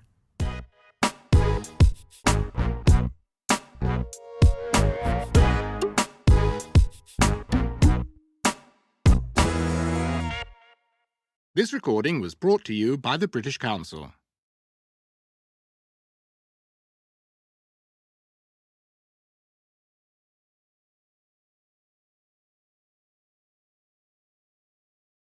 This recording is brought to you by the British Council.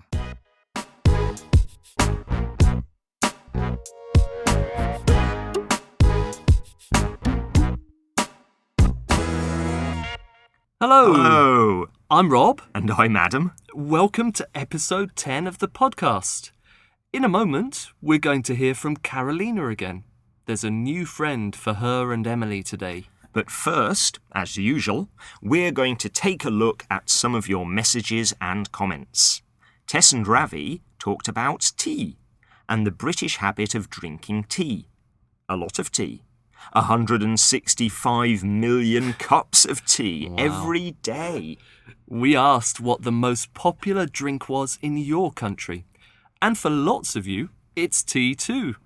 All over the world. Indonesia, Libya, China, Iran, Azerbaijan.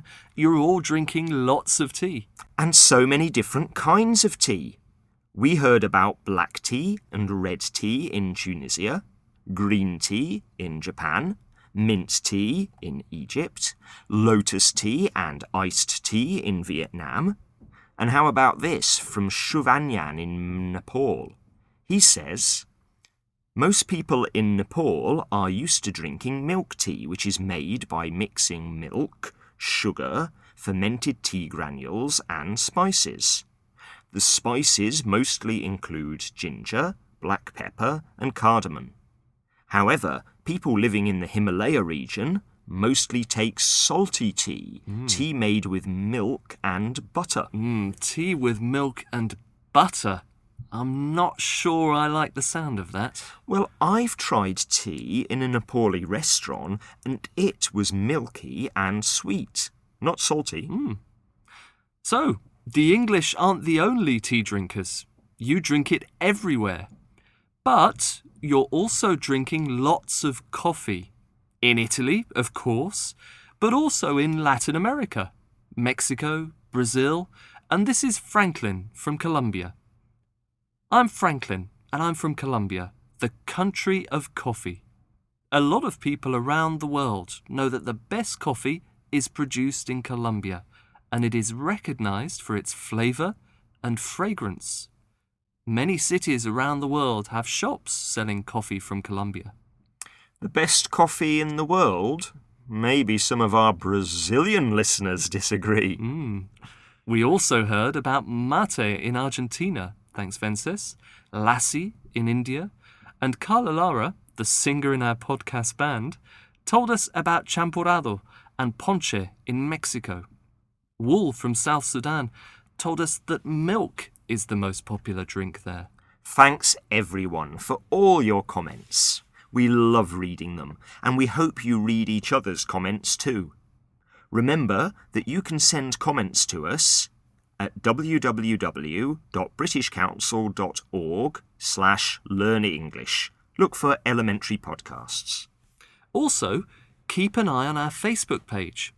Tess and Ravi are answering your questions there and also arranging times that they will be online to answer questions you have for them. Right, time to catch up with Carolina. You remember that Carolina is a student from Venezuela who is studying in Newcastle in the northeast of England. Last time we heard from her, she'd got a job in a shop at the university, and Jamie, her boyfriend, had started a band. Let's hear how she's enjoying the job.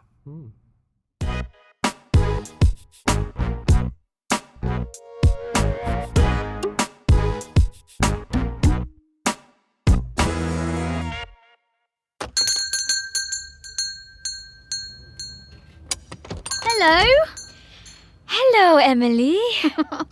Well, this is strange. Look at you in your uniform. I know.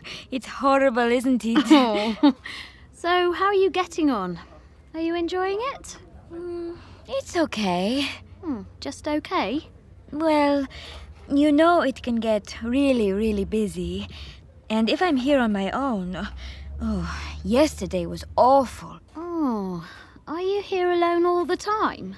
No, there's a woman called Alice. She's here sometimes. But she isn't very friendly. She doesn't like me for some reason. And Mr. Spencer, the boss, comes in sometimes. But I don't like it when he's here.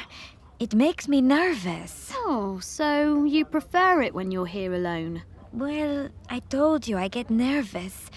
I don't like it when it gets busy. It isn't busy now. I'm almost the only customer in the shop. Then it's really boring. There's no one to talk to and nothing to do. And Mr. Spencer says I'm not allowed to read. Oh, gosh, Carolina, you are difficult to please.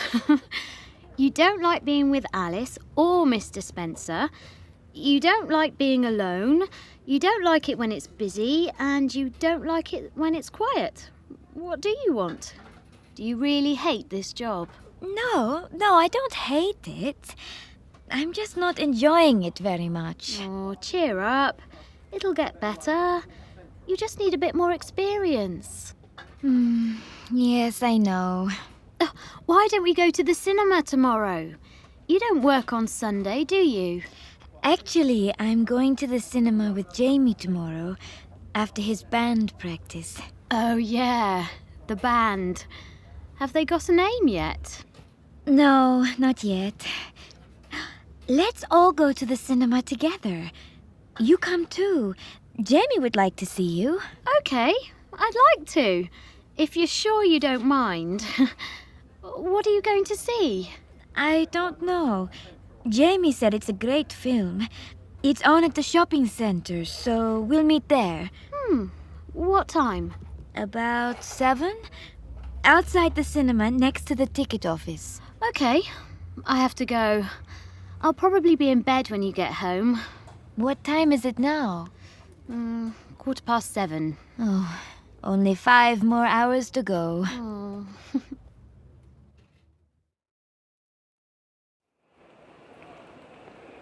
So then he asked me to give him some... Oh, hello, Jamie. Hi. Hi, Emily. Hi. This is Cameron. Cameron, this is Carolina, and this is Emily. Hello. Hi, nice to meet you. Cameron's in the band.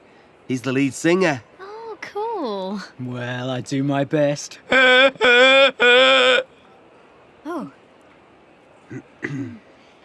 And, are you at the university, Cameron? No, I'm not. I work in First Page, the bookshop. Wow, what a great job. Yeah, it's okay. Not for much longer, Cameron. We're going to be rich and famous, remember? Yeah. Come on, let's go and get the tickets.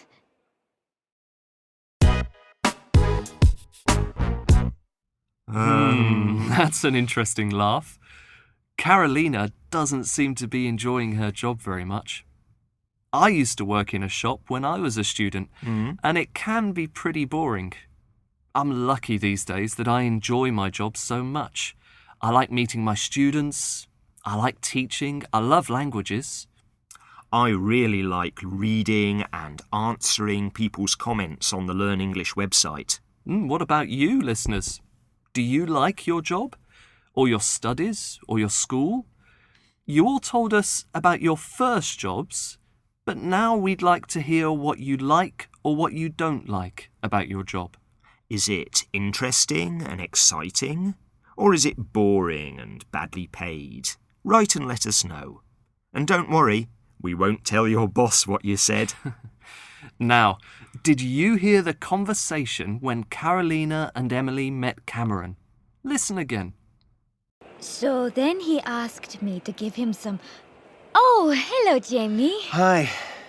Hi, Emily. Hi. This is Cameron. Cameron, this is Carolina, and this is Emily. Hello. Hi, nice to meet you. Cameron's in the band. He's the lead singer. Oh, cool. Well, I do my best. Oh. And, are you at the university, Cameron? No, I'm not. I work in First Page, the bookshop. Wow, what a great job. Yeah, it's okay. Lots to listen out for there. What do we say when we introduce people to each other? This is Cameron. Cameron, this is Carolina, and this is Emily. Hello. We say, this is. This is Adam. And what do we say when we meet people for the first time? This is Cameron. Cameron, this is Carolina, and this is Emily. Hello. Hi, nice to meet you. Nice to meet you. We often say, nice to meet you, when we meet someone for the first time. And did you notice what Carolina and Emily did next? They asked questions. And, are you at the university, Cameron? No, I'm not. I work in First Page, the bookshop. Wow, what a great job. Yeah, it's okay. These are questions to break the ice, to start finding out more about the person you've just met. We've put some exercises to help you find out more about breaking the ice on our website. You'll find them at www.britishcouncil.org/learnenglish. Well, I think that's all we've got time for this time. We'll be back soon with Tess and Ravi again. They'll be talking about something British that you might think is really quite horrible. What could it be? And thanks again for all your comments. We love hearing from you. Bye. Bye.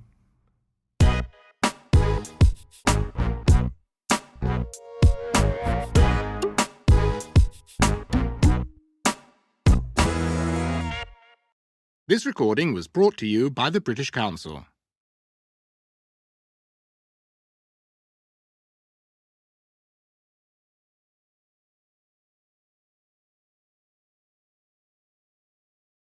This recording is brought to you by the British Council.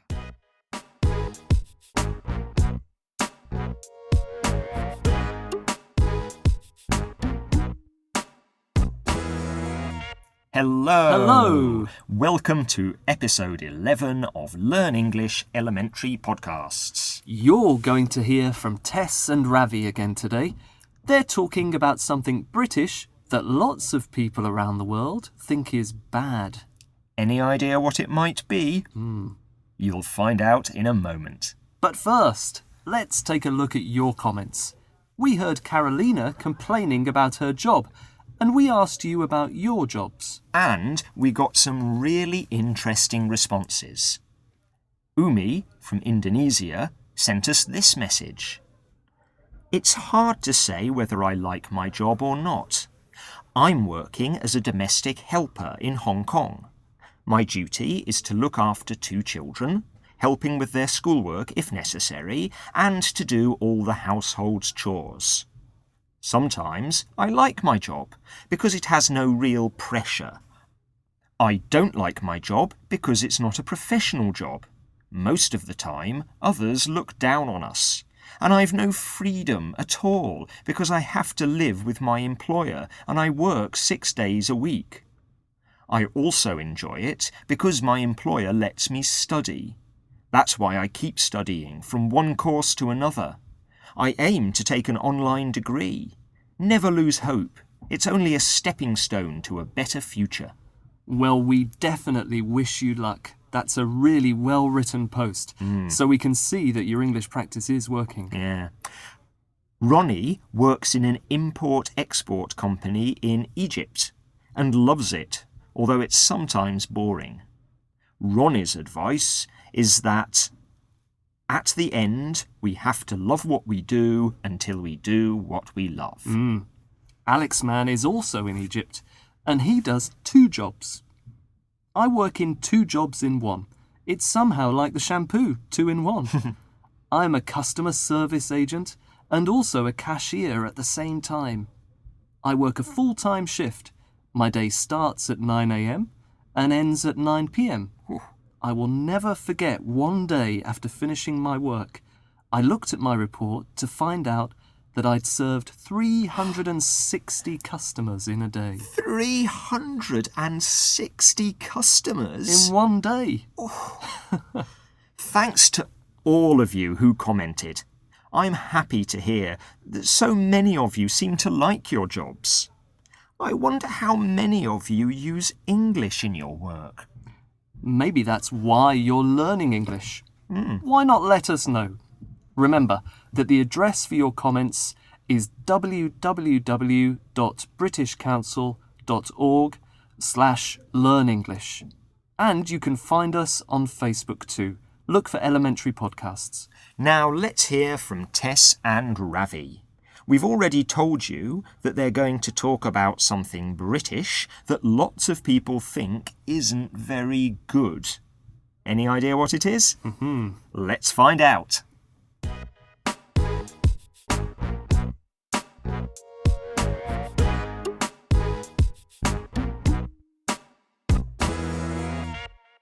Hello again, everyone.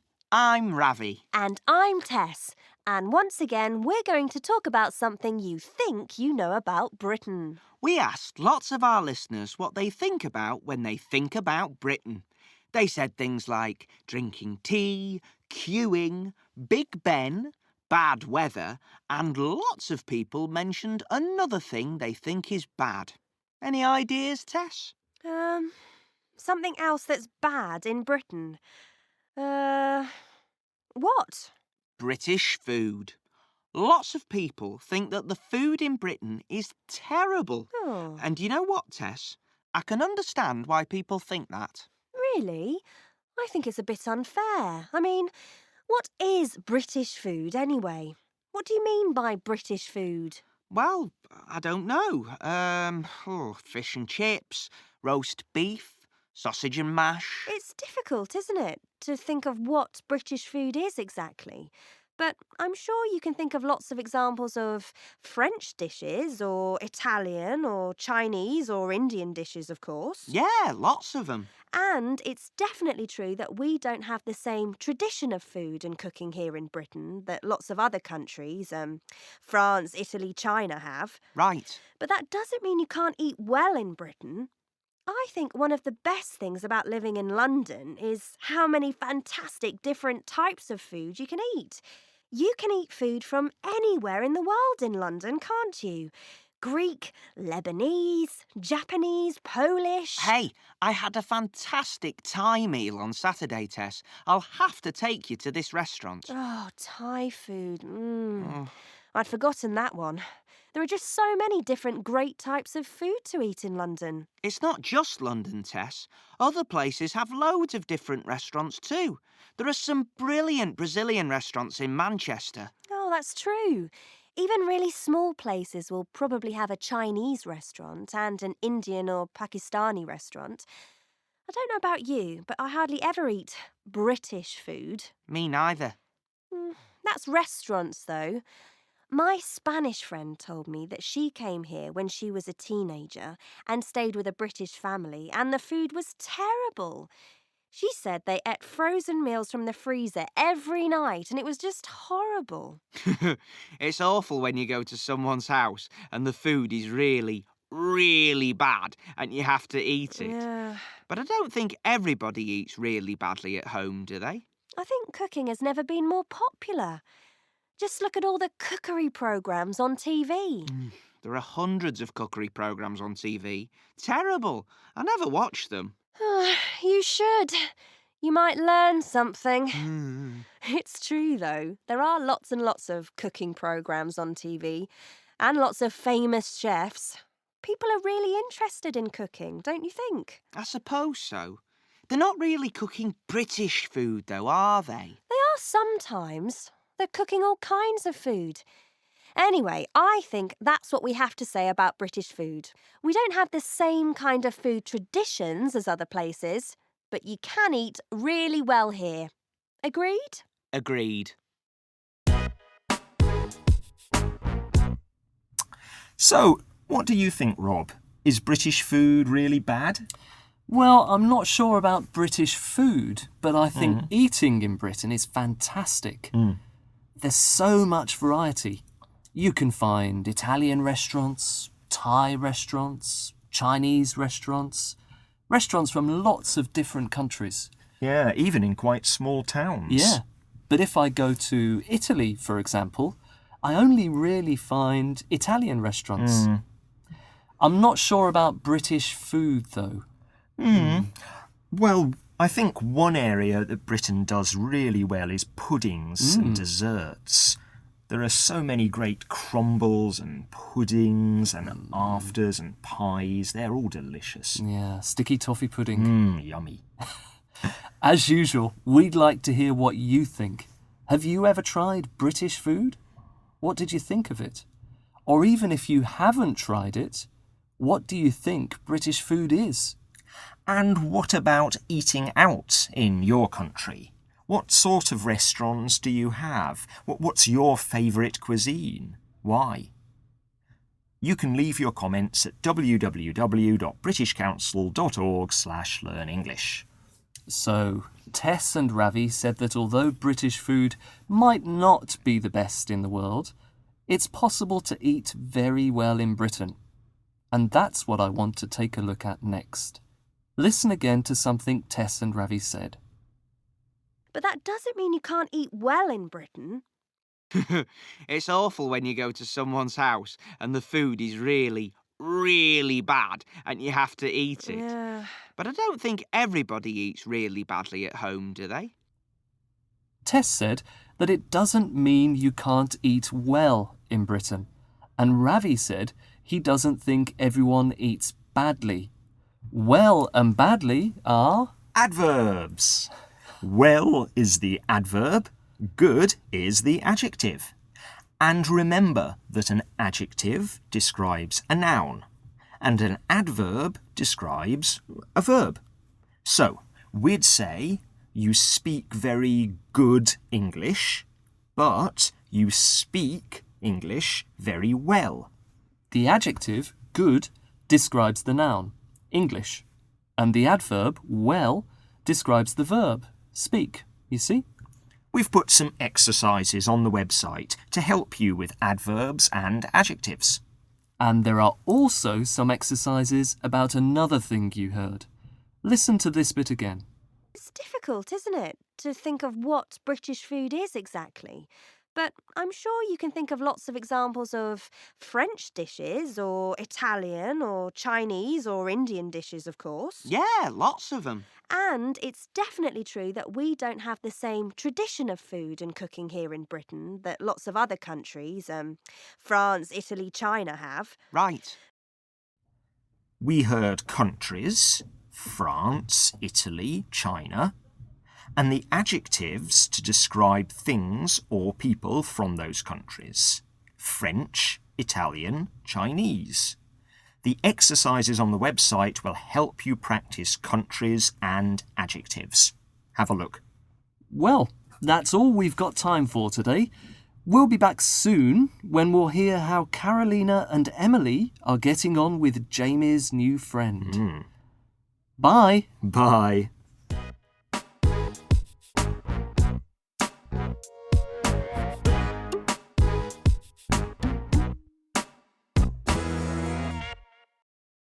This recording was brought to you by the British Council.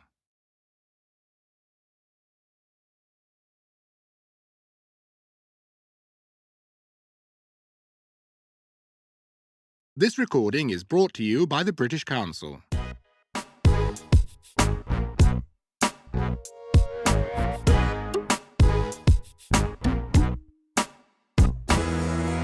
Hello. I'm Rob. And I'm Adam. Welcome to episode 12 of Learn English Elementary Podcasts. Carolina's back today. She's at the cinema and love is in the air. Yeah. But first, as usual, let's have a look at some of your comments. In the last podcast, Tess and Ravi talked about British food, and we asked you to tell us what you think. Is British food really terrible? How about food in your country? Elena V. in Russia is a big fan of British food. She says, I've never been to Britain, but when I say British food or British meals, I think of porridge, puddings, fried eggs with bacon, toast with jam, beans, and, of course, saddle of lamb. And a nice cup of black tea with milk. I don't know where all of these associations come from, but they are in my head. Almost every morning I cook porridge, I sometimes fry eggs with bacon, and I prepare toast with jam. So it seems to me I'm in Britain. Wow, I think Elena is more British than me. Yeah. It certainly seemed to be true that people think British food is bad. J.S. Sierra in Mexico said, "I've never tried British food. I have been told it is very bad, though." And Wiwi in Egypt said that friends had told her the food in London was terrible. Oh dear. Braulio in Italy said, "A simple way to evaluate whether a cuisine is good or not is to look for it abroad. You can easily find French restaurants outside France, or Chinese outside China, or Thai outside Thailand. But I've never found or even heard about an English restaurant, not even in the UK." That's a good point, I suppose. Several people mentioned that they like food from Braulio's country, Italy. And we also heard about cuisine from Mexico, Brazil, Saudi Arabia, Vietnam, Egypt, Sri Lanka, and Azerbaijan. Oh, yes. Reading all your comments left us feeling very hungry.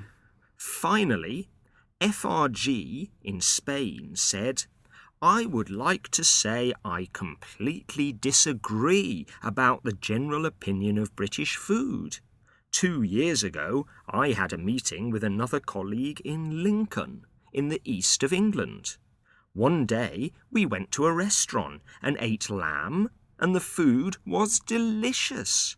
British food isn't only fish and chips or roast beef." Aha, so some people really do like it. Thanks for all your great comments. Remember to send them to us at www.britishcouncil.org/learnenglish. Or look for us on Facebook. Okay, let's move on to Carolina. Carolina is a Venezuelan student studying at university in Newcastle, in the north of England. Last time we heard from her, she had just started her part-time job in a convenience store, and her boyfriend Jamie had just started a band. Carolina and her friend Emily are going to the cinema with Jamie and his bandmate Cameron. Cameron has a very interesting laugh.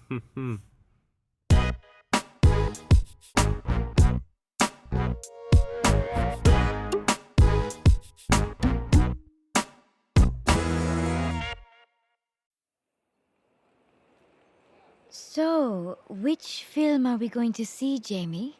The Crazy Future. The Crazy Future. Ha! Good name for your band. Next, please.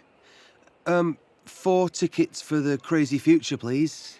4 for the Crazy Future. That's £24, please. Thanks. And £6 change. Screen 6. Next, please. Thanks. Here you are. Cameron. Cheers. Emily. Thank you. Carolina. Oh, Anybody want popcorn? no. No?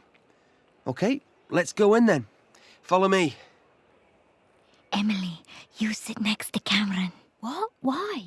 You like him. I can see. Sit next to him. Carolina?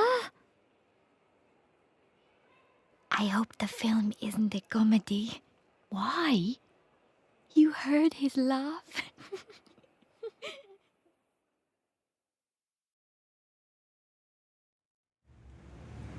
Oh, what a great film. I'm really glad we came to see it. What did you all think? Well, it wasn't exactly what I was expecting. In what way? Well, I wasn't expecting a documentary about the environment. I mean, it was good. I liked it. But you said it was about the future, and I thought it was science fiction. You know, not about global warming. Do you like science fiction? I love it. Do you? I'm a total fan. I'm reading this great book at the moment. Did you like the film, Cameron? It was okay. A bit depressing. Not really my thing, Jamie. I really liked it. It made me cry. Oh, those poor orangutans. Yeah, that was terrible, wasn't it? Mm. But, you know, we can change things. The future doesn't have to be so bad. We can all help. Yes. Yeah. Well, time to go home, I guess. Yes. I've got to do some reading before my seminar tomorrow.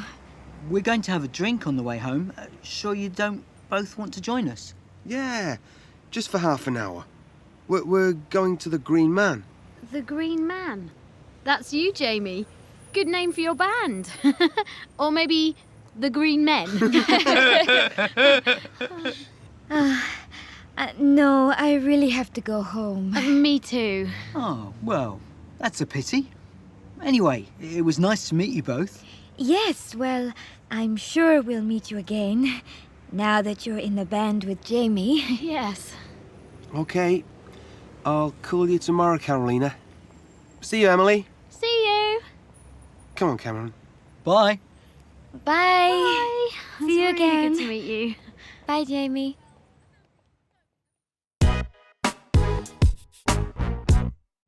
So, Emily and Cameron seem to get along well together. Do you think that... Maybe. Let's see what happens next time. Anyway, they seem to have a good time. Are you a fan of documentaries, Rob?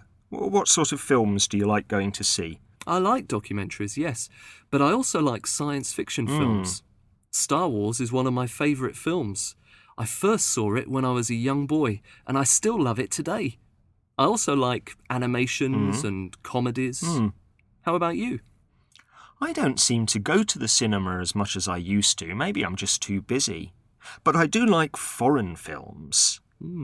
I used to watch action films a lot, but I think I've seen all the explosions I need to. How about you, listeners? Do you enjoy going to the cinema? What sort of films do you like watching? How about films from your country? Are there any you'd recommend to other podcast listeners? Write and tell us at www.britishcouncil.org/learnenglish. Now, listen to this again. Yeah, just for half an hour. We're going to the Green Man. The Green Man. That's you, Jamie. Good name for your band. Or maybe the Green Men. The name of the pub was the Green Man. Then Emily suggested that they call their band the Green Men. Man, men. It's an irregular plural. One man, two men. Can you think of any other irregular plurals like that? Well, women, of course. One woman, two women. And child. Yes. One child, but two children. And teeth. One tooth, but the plural is teeth. Yeah. There are quite a few irregular plurals that you have to learn. Mouse. Mice. Okay. So we've put a couple of exercises on the website for you. There are also exercises about saying hello and goodbye to people and about the cinema and different types of film. Why not give them a go? That's all we've got time for today. Thanks again for all your lovely comments and stories. Yeah, I won't be here next time. I'm going to London to make the next series of Word on the Street. If you don't know Word on the Street, have a look in the Listen and Watch section on the Learn English website. It's a video series to help you improve your English. So, I'll be back next time with Tess and Ravi again to talk about something else you think is very British, and I'll talk to you then. Bye. Bye.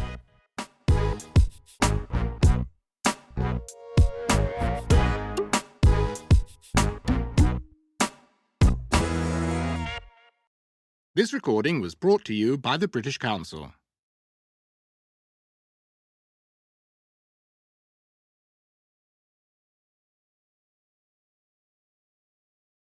This recording is brought to you by the British Council.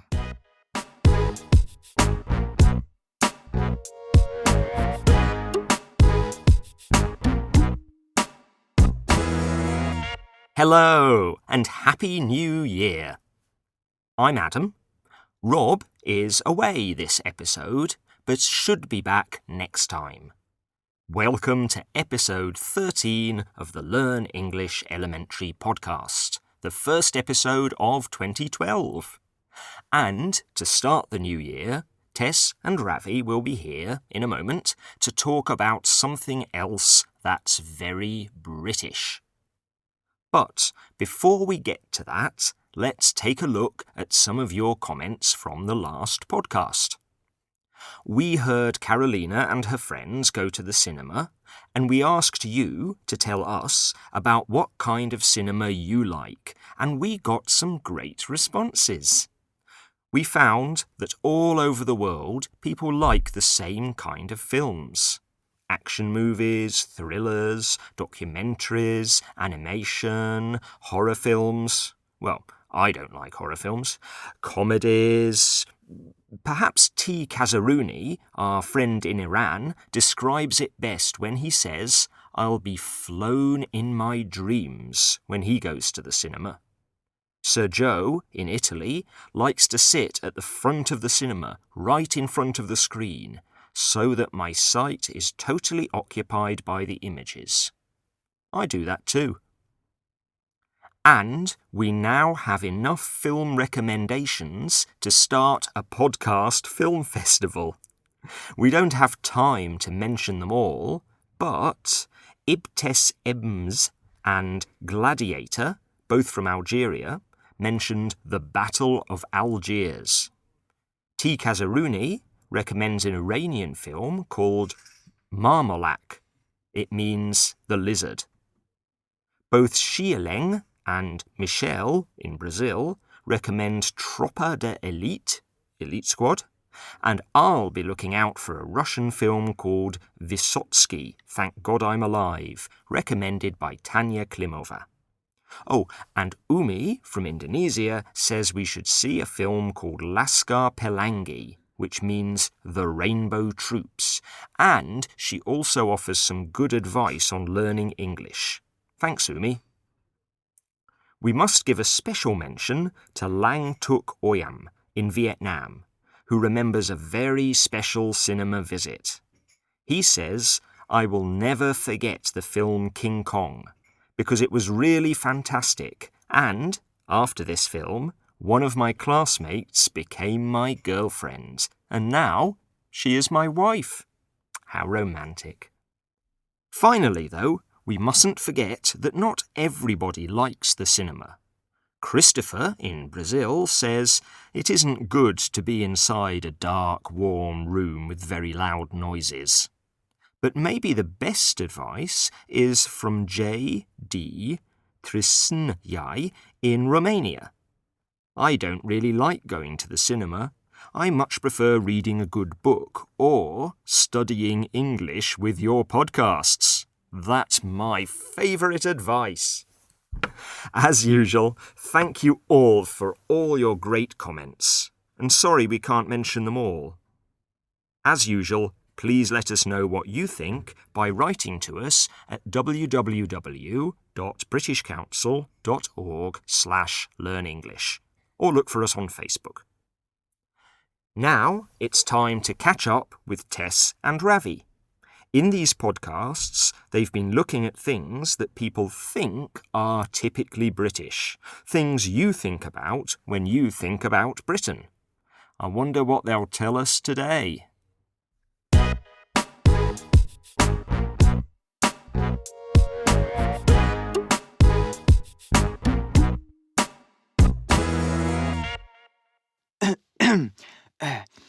Excuse me, could I possibly have a cup of tea, please? Certainly, sir. Here you are. Ah, thank you. How much is that, please? Oh, thank you. £2, please. Thank you. Here you are, £5. Ah, thank you. And here's £3 change. Thank you. Ah, thank you.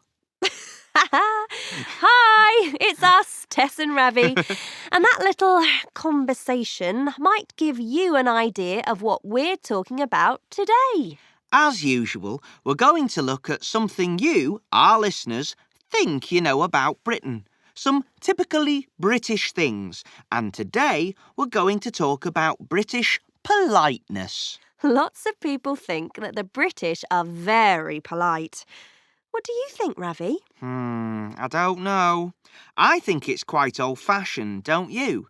London certainly doesn't feel very polite in rush hour in the morning. I think one thing that makes people think we're polite is that we say please and thank you a lot, like you and I did just then. I don't think people say please and thank you so much in other places. Really? Yeah.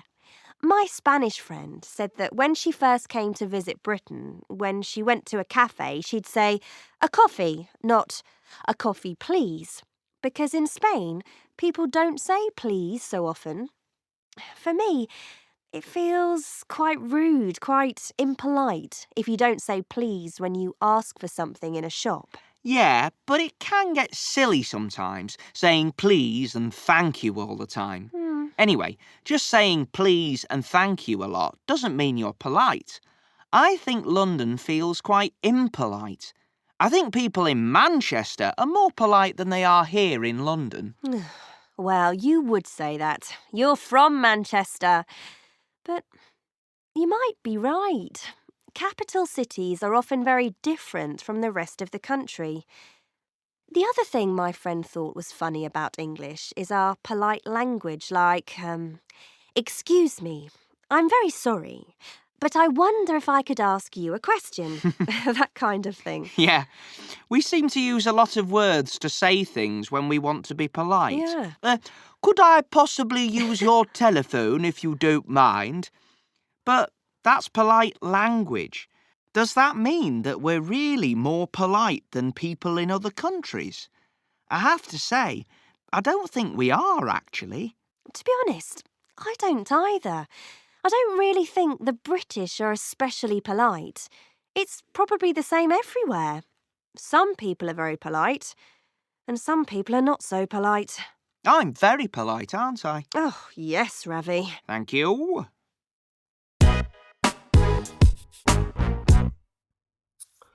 So, Adam, if you don't mind my asking, would you perhaps believe that it's true?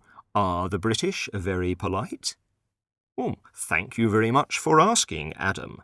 I think there are different kinds of politeness. There's following rules, for example, when you eat in a particular way. And then there's politeness by thinking about other people. For example, when you give your seat to someone else on the bus. I think you can be kind to other people even if you don't follow lots of rules about how to speak and act. But what do you think? Do you think British people are polite or not? Tell us about your experiences, good or bad. And how about in your country? Do you think people in your country are polite or not? We'd love to hear from you. As usual, you can contact us at www.britishcouncil.org/learnenglish. You know, it's true what Ravi said. We seem to use a lot of words to say things when we want to be polite. And we also use fixed expressions when we're being polite. It's useful to learn these fixed expressions. For example, what do you say when you want to get past someone? If you want to get off the train, for example. Excuse me. How about when someone says thank you to you? You're welcome, or that's all right. We've put some activities to help you with this on the website. You'll also see some activities about negative prefixes, impolite, unimportant, incorrect. They'll help you remember which prefix goes with which adjective. OK, that's all we've got time for today. I'll be back next time with Rob and with more from Carolina. Thank you very much for listening. Bye.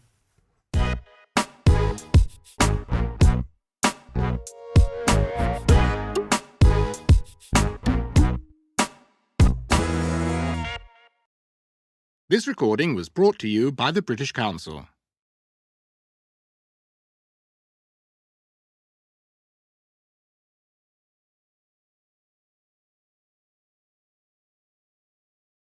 This recording is brought to you by the British Council.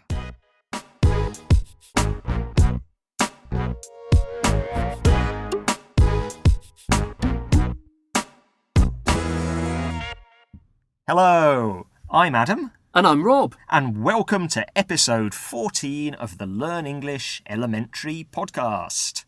In a few minutes, we'll be hearing the latest news from Carolina and her friends. Carolina and Emily are at the seaside today. But first, as usual, let's take a look at some of your comments from the last podcast. We asked you to tell us what you think about British politeness. Are British people really very polite? And how about people in your country? Are they polite or not? Well, you know, one of the things we love about reading your comments is seeing answers from so many different countries. And this time, we had answers from all over the world. Madagascar, Colombia, Georgia, Djibouti, Nepal, Vietnam. Wow. It's always really interesting to hear so many different opinions. And we were surprised to hear how many of you do think that British people are very polite.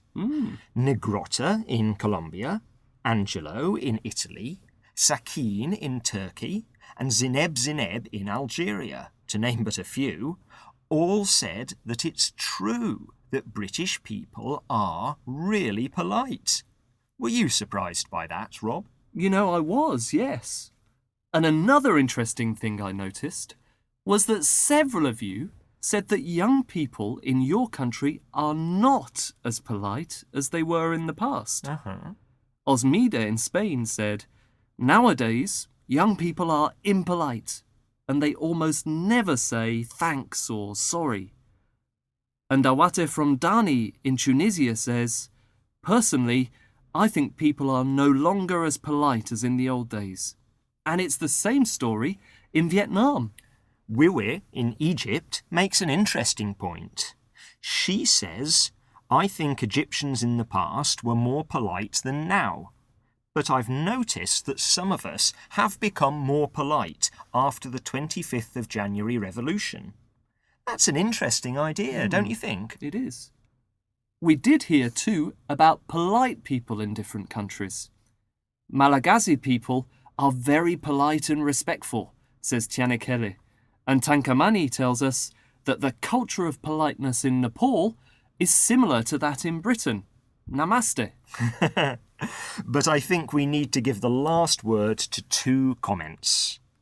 Cyrinel in Algeria says, "I think it's not fair to judge any country for being rude or polite. It depends on the people themselves." And Felix in Spain says, "I don't believe in stereotypes. There are polite people from everywhere. We must not believe in stereotypes because normally they aren't totally true." You know, Cyrinel and Felix, I agree with you.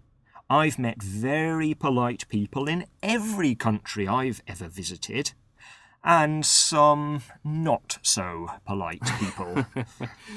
Thanks for all your great comments. Please do keep sending them. I'll remind you of the address. You can write to us at www.britishcouncil.org/learnenglish.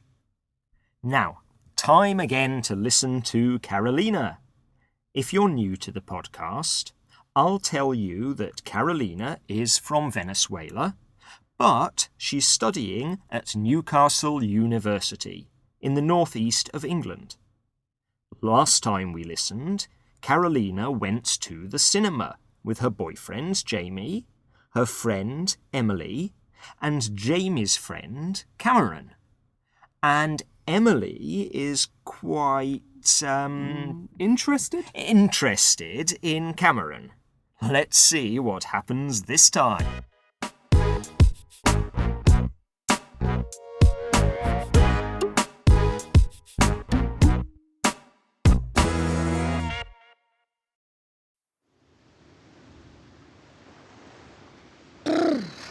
It's cold. That's the sea air, Carolina. It's good. It clears your head. You work too hard. You need to relax sometimes. I know, but... But it is beautiful here. It's nice to see the sea. See the sea. I like that. My grandfather used to sing a song. I can't remember it all, but it was... And what did we see? We saw the sea. And what did we see? We saw the sea. What a silly song. I'm going to find it on the internet when we get home. Yeah, perhaps Jamie and Cameron's band could play it. A cover version. Talking of Cameron, Yes. you know, do you like him? Oh, well, I don't not like him, if you know what I mean. Mm-hmm. He's very attractive and he's a singer. That's cool. And he works in a bookshop. He likes books. Mm-hmm. He likes science fiction. But... Well, that laugh. He's got the most awful laugh I've ever heard. Oh dear, I know. But he seems like a nice guy, and he is attractive, and he likes you. Just don't tell him any jokes. Actually, he sent me a friend request on Facebook yesterday. Did he? No! Calm down. It was just a friend request. Like, friend. Oh no, he likes you. Friend doesn't mean friend. That's it. So, did you accept? Friend means friend. And I accepted. Oh, yippee! Stop it. I think he's a nice guy. It's no big deal. Oh, look at that ship. Isn't it beautiful? I wonder where it's going. Why don't you phone him? I'm not going to phone him. Stop it. Now. Oh. Hello, Jamie. We're at the coast having a walk. Really? That's great. She's here. With me. Wait a minute. Emily, Cameron has asked Jamie for your phone number. Oh. Emily, can Jamie give Cameron your phone number? Oh, I'll call you back, Jamie. Eek. Told you so. Friend means friend. I don't think so. Not now. Oh, stop it. You're making me nervous. There's nothing to be nervous about. Just give the guy your phone number. Oh, Emily, you're always saying that your love life is a disaster. This guy likes you. You like him. Give him your phone number. Okay. I'll tell Jamie to give it to him. Okay. Phew, that was hard work. Listen, What? I can hear Cameron. What are you talking about? See? You're terrible!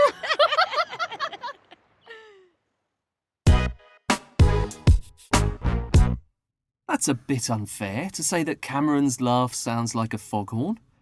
He does have a slightly strange laugh, but it's not that bad. No. Anyway, so now Cameron has Emily's phone number. And they're friends on Facebook.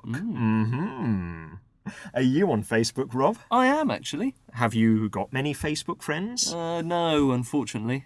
And what do you think about what Carolina said about social networking? Friend doesn't mean friend. Are your friends on Facebook people you know in real life? No, not all of them. Actually, some of them I've only met once. Oh.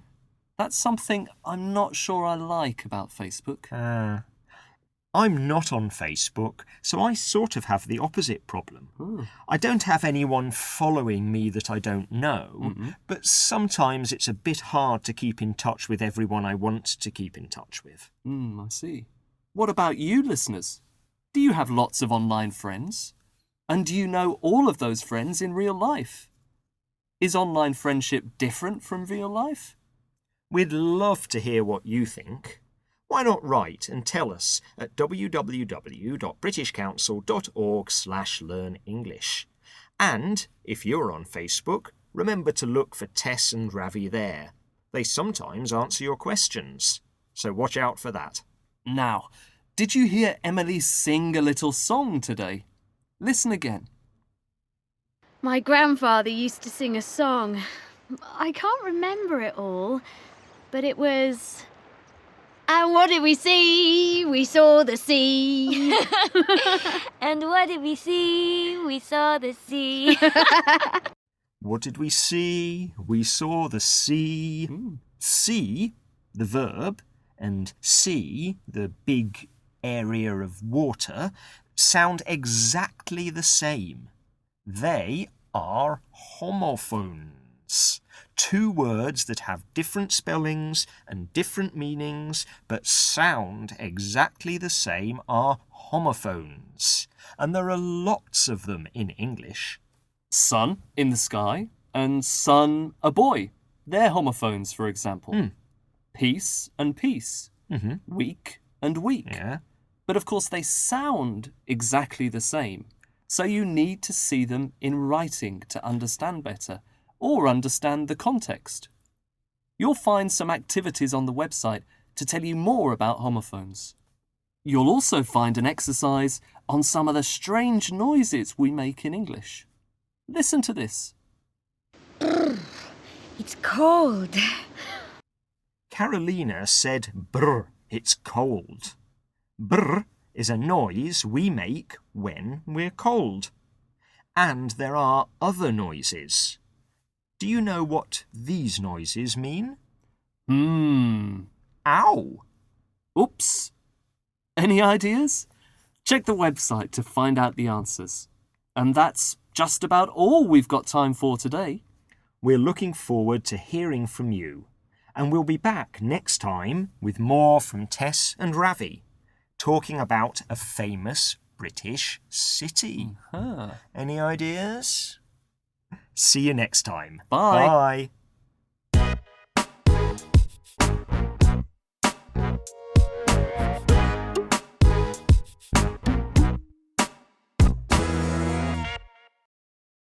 This recording was brought to you by the British Council.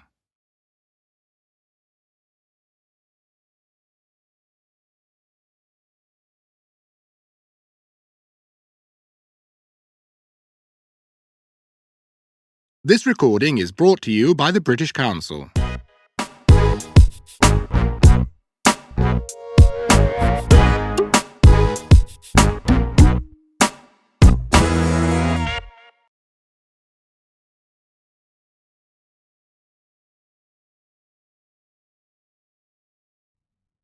Hello.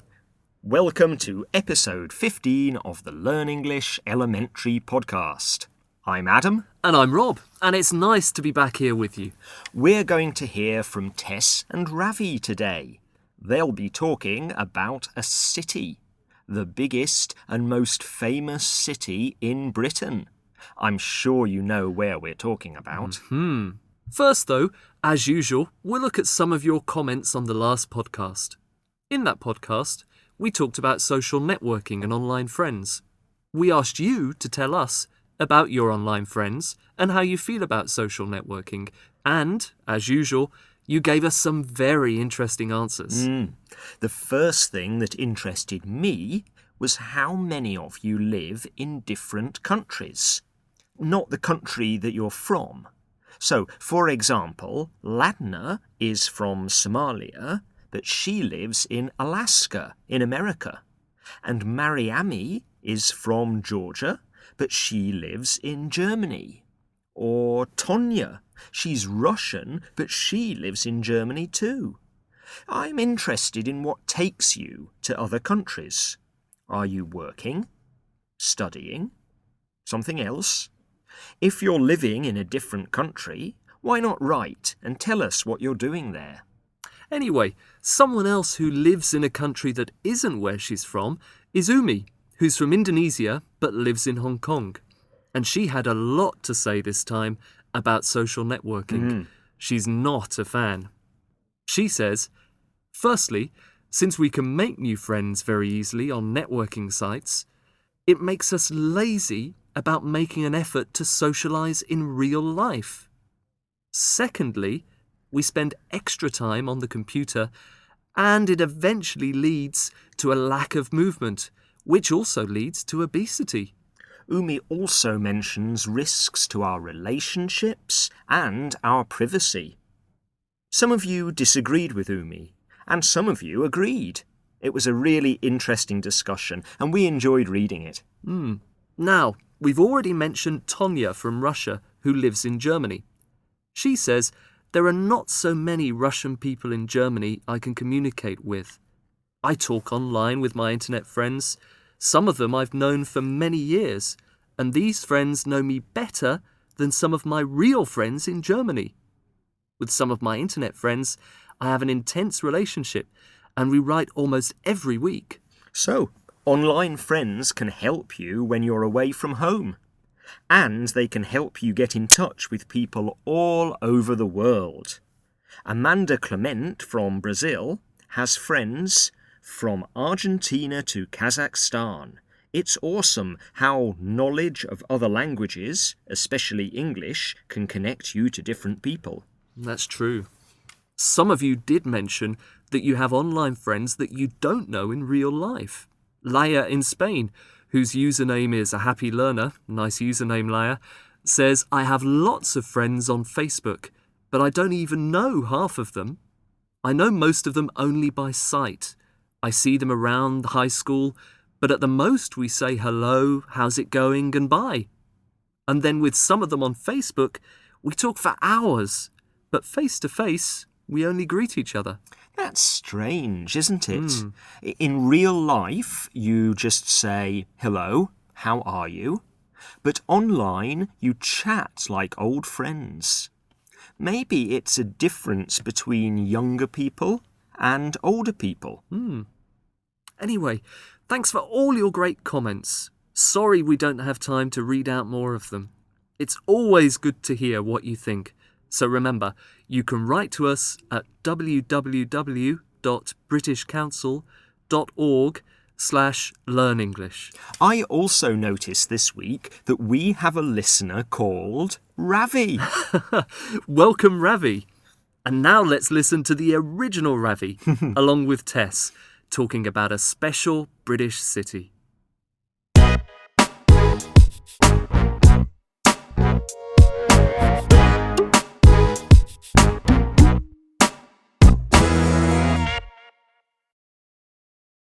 Hello again, everyone. I'm Tess. And I'm Ravi. And we're here again to talk about the things you think you know about Britain and the things that you think are very British. We've talked about British food, British weather, drinking tea, and lots of other things. But today is a little bit different. We noticed that lots of you, when you talked about British things, talked about places in London. Places you've visited or would like to visit, or just places that you think are very British. And we're going to take a look at some of them. What do you think people chose, Tess? Big Ben? Good guess. Yep. The first one was Big Ben. If you don't know it, Big Ben is the name given to the really big clock tower right in the centre of London, next to the Houses of Parliament. It was finished in 18... How do you know that? Have you been studying? Research, Tess, research. Ooh. It was finished in 1859 and it's over 96 metres high. Actually, Big Ben is really the name of the bell that rings every hour to tell you what time it is. But everyone says Big Ben for the clock and the tower as well. Why do you think it's so famous? Well, it's sort of the symbol of London, isn't it? New York has the Statue of Liberty, Paris has the Eiffel Tower, and London has Big Ben. It's nice, isn't it, when you hear the bells ringing for the hour, because you hear them on TV or the radio, or on the BBC. What other places did people talk about in London? Well, Buckingham Palace is another place lots of people mention. Ah, the Queen's home. Yeah, that's a really popular place for tourists to visit and see the changing of the guard and things. What have you learned about Buckingham Palace? How old is it? The oldest part was built in 1705, but new bits were added after that. It's got 240 bedrooms, I think, and 78 bathrooms, and... Do you know what it means when you see the flag flying above Buckingham Palace? It means that the Queen is there, in the palace. She's got lots of different homes, hasn't she? Are you sure, Tess? I don't think it does. I think the flag is flying all the time these days. Anyway, when was the last time you went to Buckingham Palace?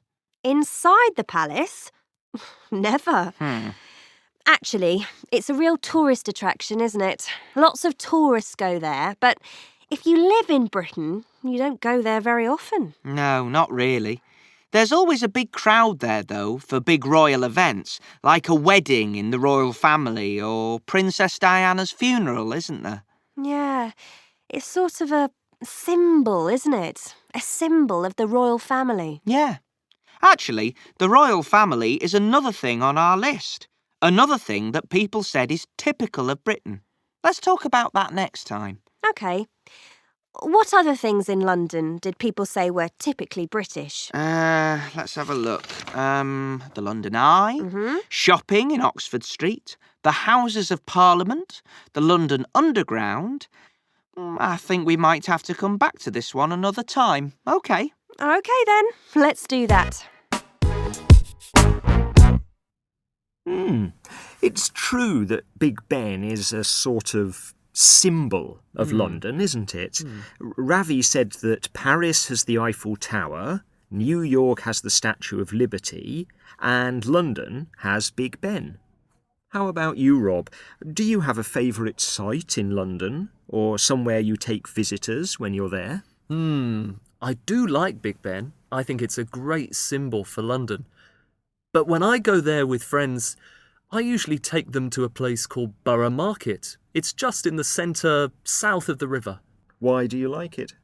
Well, it's a really authentic place with lots of great food from all over the world. And you can have something to eat, you can have something to drink. It's just got a really good atmosphere. Sounds great. I'll have to go there next time I'm in London. Yeah. How about you, listeners? Have you been to London? Did you like it? Write and tell us what you know or think about London. We love hearing from you, and you can contact us at www.britishcouncil.org/learnenglish. Right, that's almost all we've got time for. But first, we'll remind you about the exercises you'll find on our website. As usual, there are some useful tips to help you with your English. Listen to this. It was finished in 18... How do you know that? Have you been studying? Research, Tess, research. Ooh. It was finished in 1859 and it's over 96 metres high. Ravi gave 2 years, 1850 and 1859. If you ever have problems saying the year in English, then the exercises on the Learn English site will help. You'll also find exercises on the different kinds of sights you can see in cities, on passive sentences, heights, weights and measures, and lots more. Do go to the website and try the exercises and write and tell us what you think. We're going to meet our Learn English colleagues in London next week, so we'll be back in 3 weeks with more from Carolina. Until then, bye. Bye.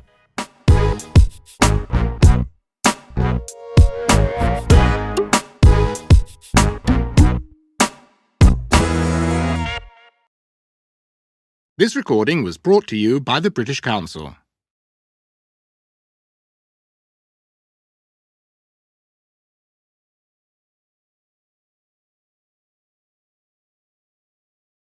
This recording is brought to you by the British Council.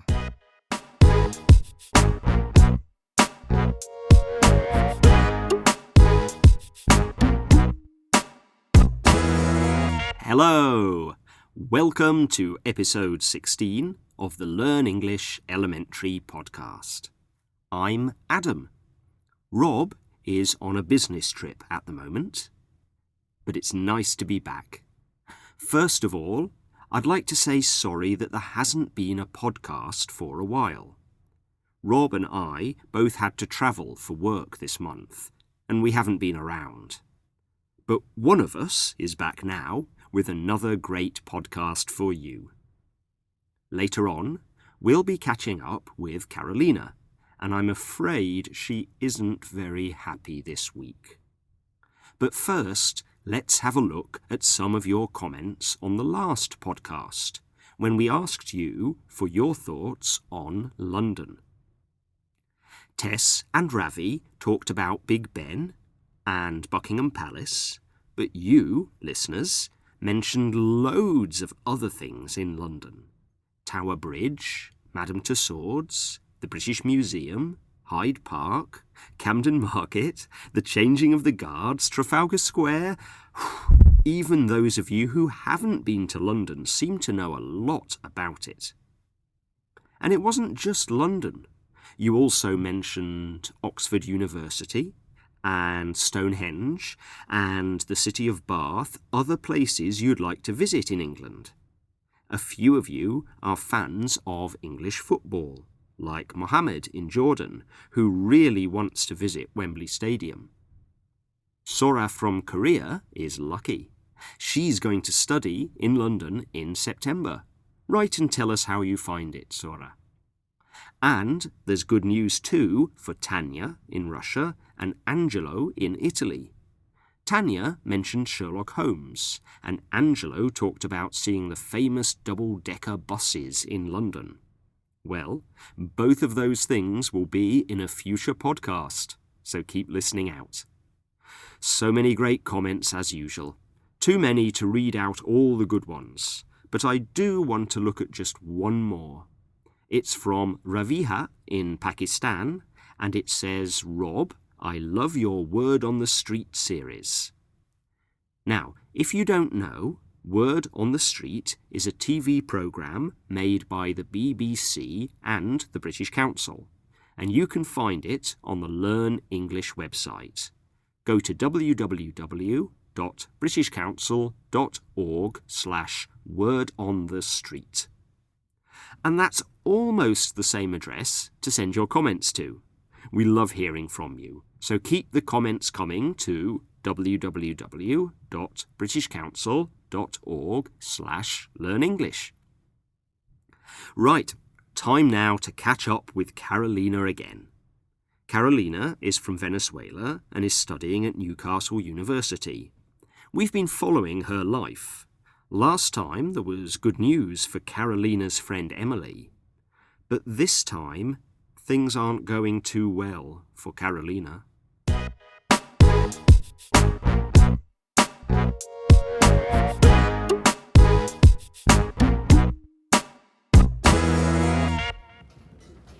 That's £4, please. Thank you. Would you like a bag? Okay. Who's next? I am. Oh, yes. Okay. That's £2.19, please. How much? £2.19. 90 or 19?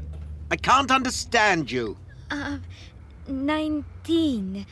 £2.19. £2.19? Why don't you learn to speak English? I do. I'm sorry.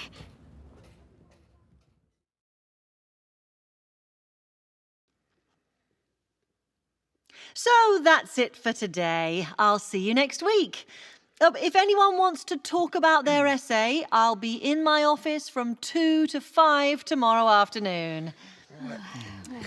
And don't forget, the deadline for the essay is Monday morning. And that's the absolute final deadline. I will not accept any essays after that time. Is that understood? Yes, Mrs. Greenwood. I'm looking forward to reading them. Right, OK. Have a good week. Right. Thank you, Mrs. Bye, Greenwood. Mrs. Greenwood. Oh no! What's up? The deadline. Monday morning. Is she really serious? She really won't accept any essays after Monday. Oh, yes. She's serious. I did a course with her last year. 2 people failed because they didn't do their essays on time. Oh, God!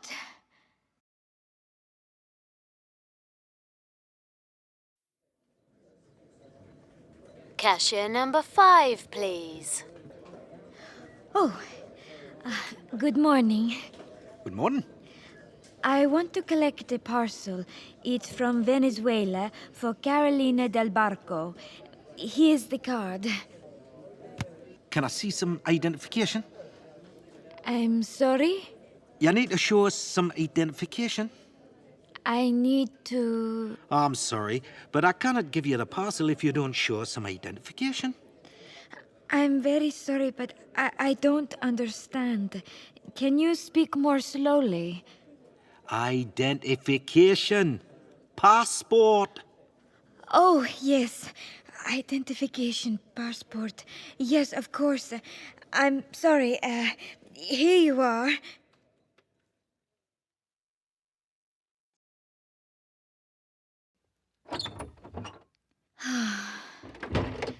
It's me, Emily. I'm tired. I'm going to go straight to bed. Okay. Night. See you tomorrow. Good night. Oh. Hola, Mami. Oh.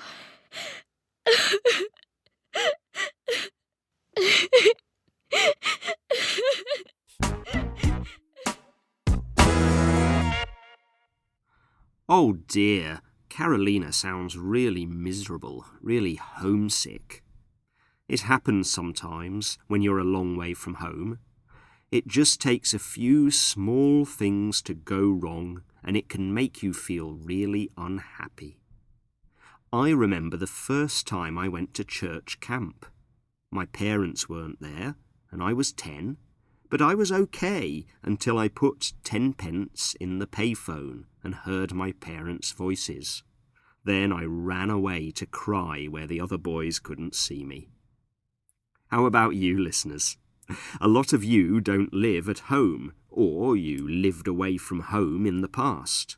Do you ever feel homesick? If you do, what do you do to make yourself feel better? Even if you've never felt homesick, what advice would you give to Carolina to make herself feel better?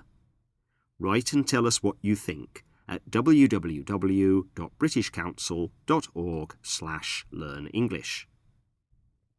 Now, one thing that went wrong for poor Carolina was making a mistake with her English.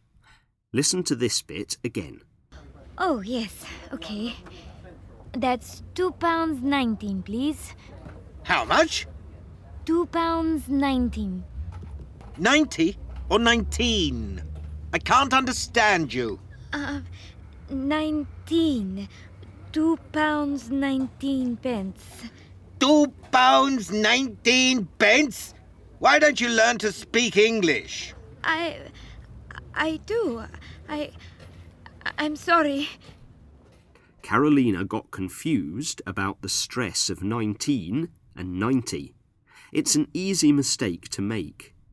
In 19, we stress the second syllable, teen, and in 90, we stress the first syllable, 9. It makes a big difference. However, if we are giving a year, like 1989, we stress the first syllable of 19. English can be really difficult sometimes. If you want help with syllables and stress, we've put some exercises on the website for you. They'll help you recognise how many syllables you hear and which syllables are stressed. You'll find lots of other exercises there too, so do go and look at the website and send us your comments. It's always great to hear from you. We'll be back next time with more from Tess and Ravi, talking about a famous British family. Who could that be? That's all for now. See you next time. Bye.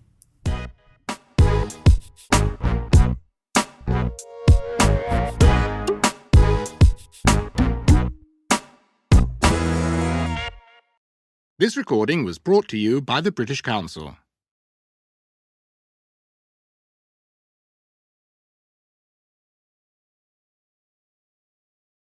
This recording is brought to you by the British Council.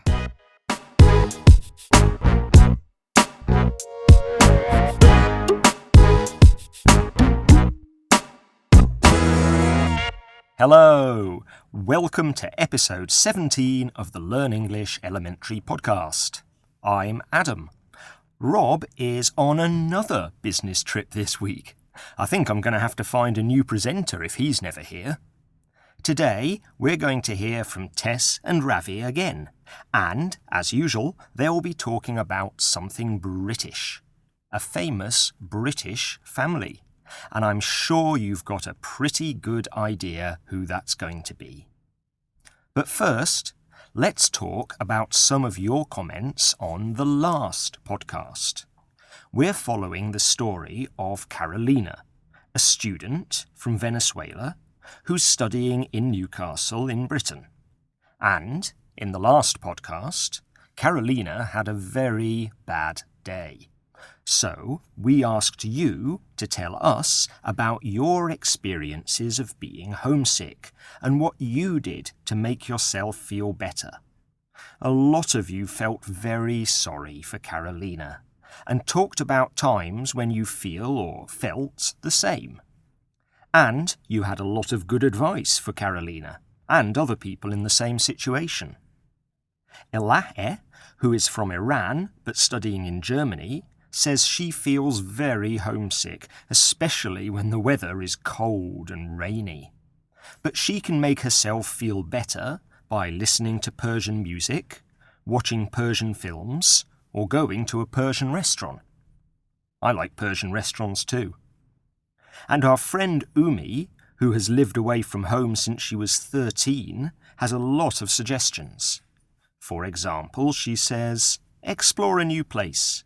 Visit some interesting places in your second home. Go out if you feel a bit down.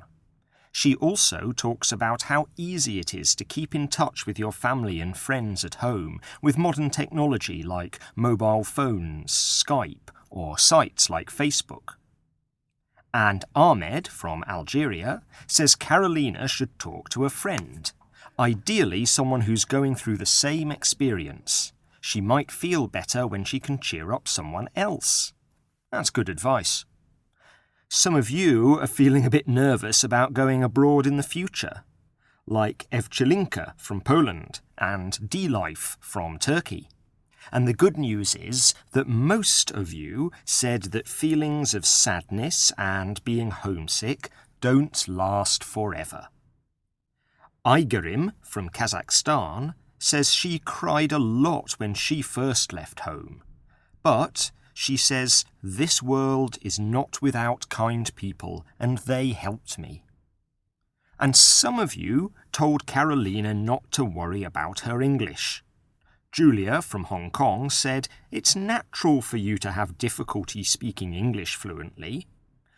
Julia told Carolina to remember that she can speak in English, but the rude man in the shop probably doesn't speak any Spanish at all. And to really cheer Carolina up, both Johnny from Brazil and Manasseh from Cameroon said how much they liked her voice and her Venezuelan accent. A big thanks to everyone who wrote in with comments and suggestions. There might be a lot of people around the world feeling homesick and sad, and your messages can be a great help. So keep them coming at www.britishcouncil.org/learnenglish, or look for us on Facebook. We'll be finding out how Carolina's getting on next time. But now, it's time to hear from Tess and Ravi talking about that famous British family.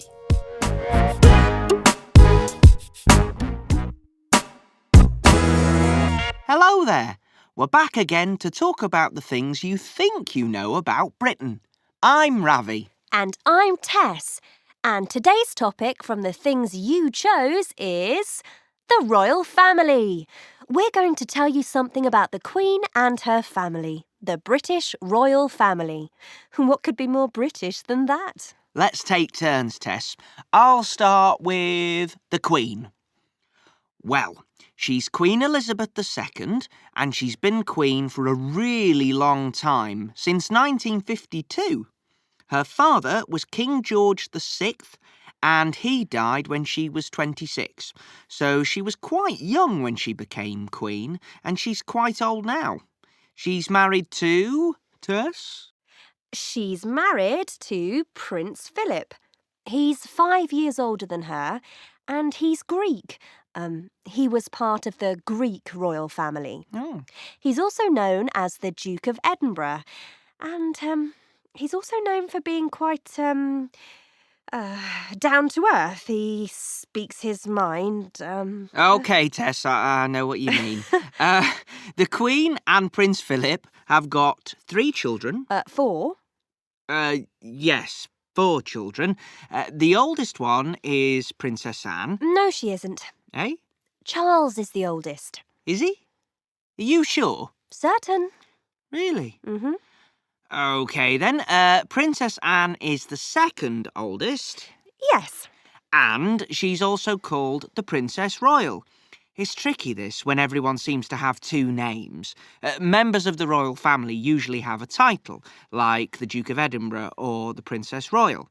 Anyway, Anne's the second oldest. And the Queen's oldest child is Prince Charles.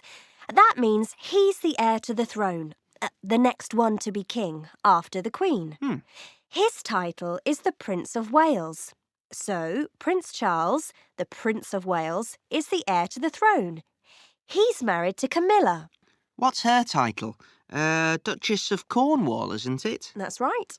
But everyone knows he used to be married to Princess Diana, who died in 1997. Now, Charles and Diana had 2 children. Hang on. We said the Queen and Prince Philip had 4 children. Oh. We haven't done all of them yet. The other 2 are Andrew and Edward. Oh, yeah, that's right. Prince Andrew, he's the Duke of York, used to be married to Sarah Ferguson. And Prince Edward, he's the, Tess? The Earl of Wessex. I looked it up. He's the youngest of the Queen's children. Anyway, as I said, Charles and Diana had 2 children, 2 boys, Prince William and Prince Harry. William's the oldest, so he'll be king after Prince Charles. Charles will be King Charles III, and after that, William will be King William the 5th, won't he? Yeah, William V. He's second in line to the throne after his dad, Prince Charles. And he's just got married to Kate Middleton. Right, I hope you've remembered all that. Lots of names and titles. I think it's important to say that the Queen isn't in charge of the country. She doesn't have any real political power. The Prime Minister is the most important person politically in the country, but the Queen is important as a sort of symbol, don't you think? Yeah, I mean, you know, some people don't think we should have a king or queen, but I think the royal family are quite popular, don't you? People like them. Yeah, I agree. And I wouldn't like to be a member of the royal family. They don't get any privacy.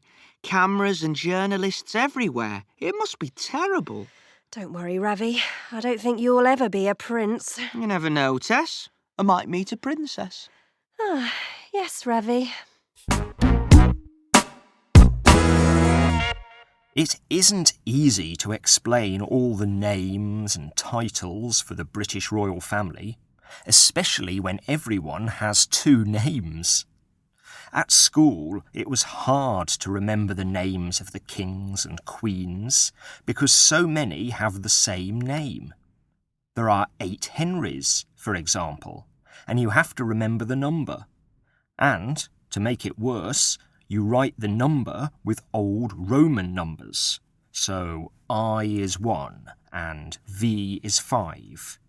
So Henry VIII is actually Henry VIII.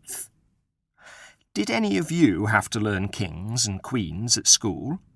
And how many of you live in countries which still have kings and queens? Write and let us know. Another thing I noticed when I was listening to Tess and Ravi is how difficult it can be to describe your family in English. How people are related to you and to each other. Who's the oldest and who's the youngest. It can be especially complicated when people get divorced and then get married again. For example, one of my friends has 2 mothers, 2 fathers and 3 brothers. His parents got divorced and then they both remarried. So now he has a mother, a father, a stepmother, a stepfather, a brother and 2 stepbrothers. That's complicated. I know in some languages all the family relationships are very clear.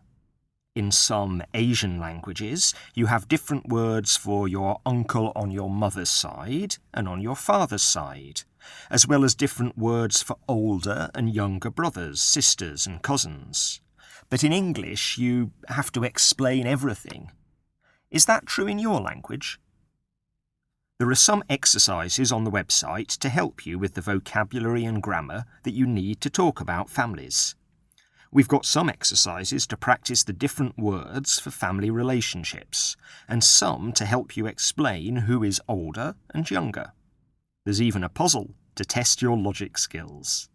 And if you're as confused as Ravi about the British royal family, don't worry, there are comprehension exercises to help you with that too. Don't forget, you can do them online or download the PDF file and print them. Remember to write and tell us about your families, or your royal families. You know we really like getting to know more about you. The address is www.britishcouncil.org/learnenglish. We always enjoy reading your messages. And, unfortunately, that's all we've got time for today. But we'll be back soon with more news about Carolina. So see you next time. Bye!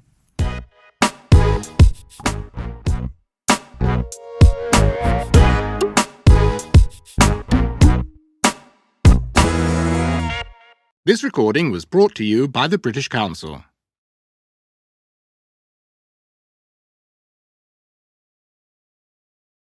This recording is brought to you by the British Council.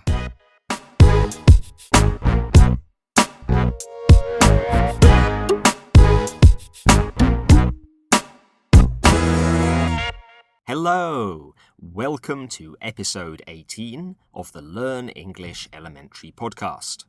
I'm Adam. Rob is away again, but he promised me that he'll be back soon. We're going to hear from Carolina today. She wasn't very happy last time, so let's hope things are a bit better now. But first, your comments on the last podcast. Tess and Ravi talked about the complicated British royal family. It was quite difficult for them to explain all the names and titles and the family relationships. S. Kumar from India wrote, I got confused when Tess and Ravi talked about the names of the royal family. I had to repeat the recording to remember them, but it was fun. Some of you told us about royal families in your countries from the past and the present. Isabel described the Belgian royal family, King Albert II and his family. Sylphide wrote from Spain about the royal family there and her opinions about them. And, from the past, our old podcast friend T. Kazaruni from Iran told us about the last Iranian royal family. David Mahi and Kiran Kumar both talked about the old kings and queens of India, like Ashoka the Great. And Leonidas and Shahrazad both wrote about the ancient kingdom of Numidia in the north of Africa. Very interesting. Other users like Michelle from Brazil, Big Oak from South Korea, and DIR from Romania wrote about the political systems in their countries which don't have royal families. We learned a lot, so please keep on writing your comments. You also told us about your families. Some of you have small families that aren't very complicated to describe, like Mariam from Egypt and Damos Khan from Iran, for example. Big Oak talked about describing families in Korean. He says, we have different words for a boy who is the son of the sister of my mother, or a boy who is the son of the brother of my mother. Right.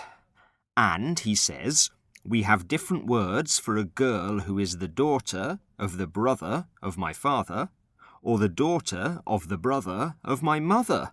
Very complicated, isn't it? Well, yes, Big Oak, it is. But Big Oak explains that it doesn't matter if he forgets the words for his family members, because everyone is very busy, and so they don't meet very often. Angelo, from Italy, sent in a logic puzzle like exercise 6 in the last podcast. Thanks, Angelo. Sean is looking at a photo of a boy. Albert asks him, who is the boy in this picture? Sean answers, I haven't got any brothers or sisters, but the father of this boy is the son of my father. So who's the boy in the photo? Think about it. I'll tell you the answer at the end of the podcast. Now it's time to find out how Carolina is doing. Carolina is from Venezuela, and she's studying at Newcastle University in Britain. She lives with her friend Emily in a student house. Last time, Carolina was feeling homesick. You sent in lots of very good advice. You said she should talk to a friend, go out, talk to her family, listen to Venezuelan music. Let's see what happened.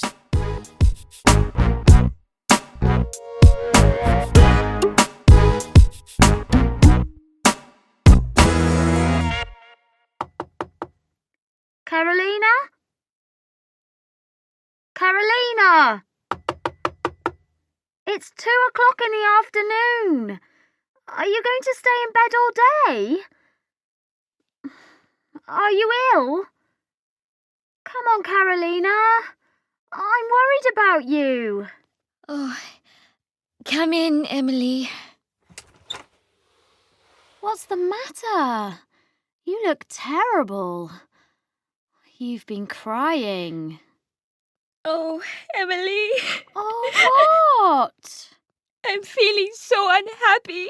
Why? Oh, whatever's wrong? Tell me. It isn't one thing. Yesterday was a terrible day. Oh. There was a horrible man in the shop. He said I should learn to speak English. Oh, no, that's terrible. But, you know, that's just one person, Carolina. Most people are friendly, aren't they? Yes, but then I couldn't understand the man in the post office. I couldn't understand what he said. It was horrible.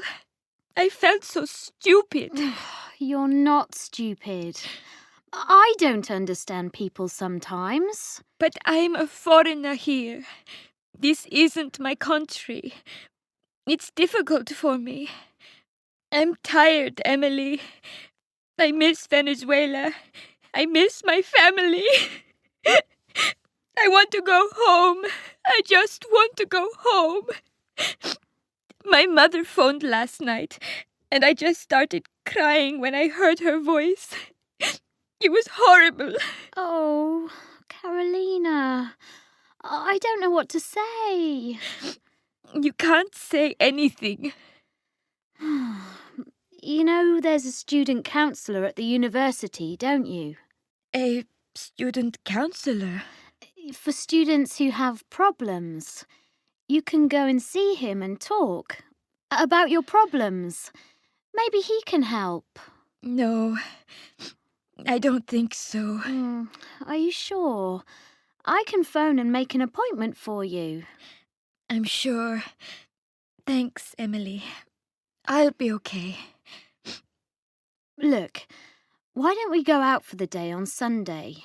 Do something different. Oh, I can't. I have to finish my essay. That's another thing. My university work. Last year everything was okay, but this year, I don't know. I can't do things on time.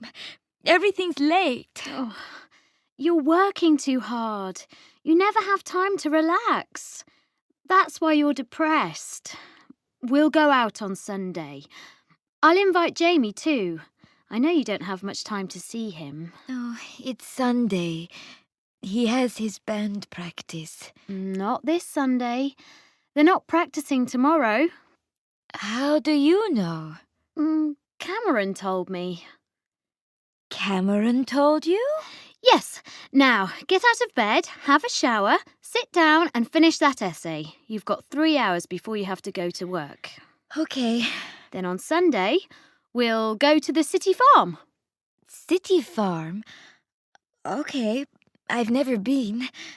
If I finish my essay. You will. Come on, shower.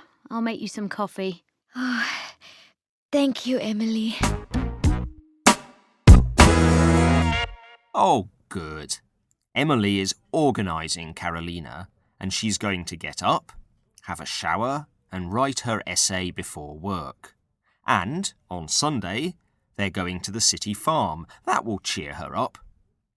In case you don't know, a city farm is a farm with animals like cows and goats and chickens, but in a city, so that children, and adults of course, can visit and learn about nature and where milk and eggs and meat come from. What contact do people have with nature where you live? I don't live near a city farm, but when I'm feeling a bit down, I always go cycling in the forest. What about you? Write and tell us about a place you go when you want to cheer up. Somewhere that always makes you feel better. Write and tell us at www.britishcouncil.org/learnenglish or join us on Facebook. Now, let's talk about some of the language you heard. What forms of the verbs does Emily use? Yes. Now, get out of bed, have a shower, sit down and finish that essay. You've got 3 hours before you have to go to work. Okay. Get out of bed, have a shower, sit down and finish that essay. Emily used the imperative form of the verbs. She was giving Carolina instructions, telling her what to do. The important thing for you to remember is that she didn't say, you get out of bed, you have a shower. We don't use a subject in the imperative. And the negative is don't. Don't get out of bed. Don't have a shower. The imperative form is quite strong in English and can sound very rude, so you can use please to make it more polite. Pass me that book, please. Or please sit down. And sometimes we can say always or never with an imperative. For example, you can say always tell the truth or never tell lies. There are some exercises using imperatives on the website and other exercises on different topics too. You can do the exercises online or download them and do them on paper. And don't forget to send us your comments. We really enjoy reading them. We'll be back next time with Tess and Ravi talking about a very famous animal. She's very big and she lives in Scotland. Any ideas? Oh, and the logic puzzle. Who's the boy in the photo? Ah, yeah. He's Sean's son, of course. Simple. That's all for now. See you next time. Bye.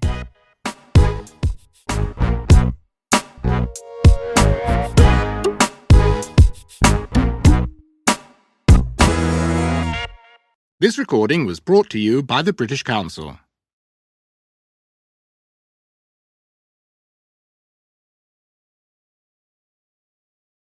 This recording is brought to you by the British Council.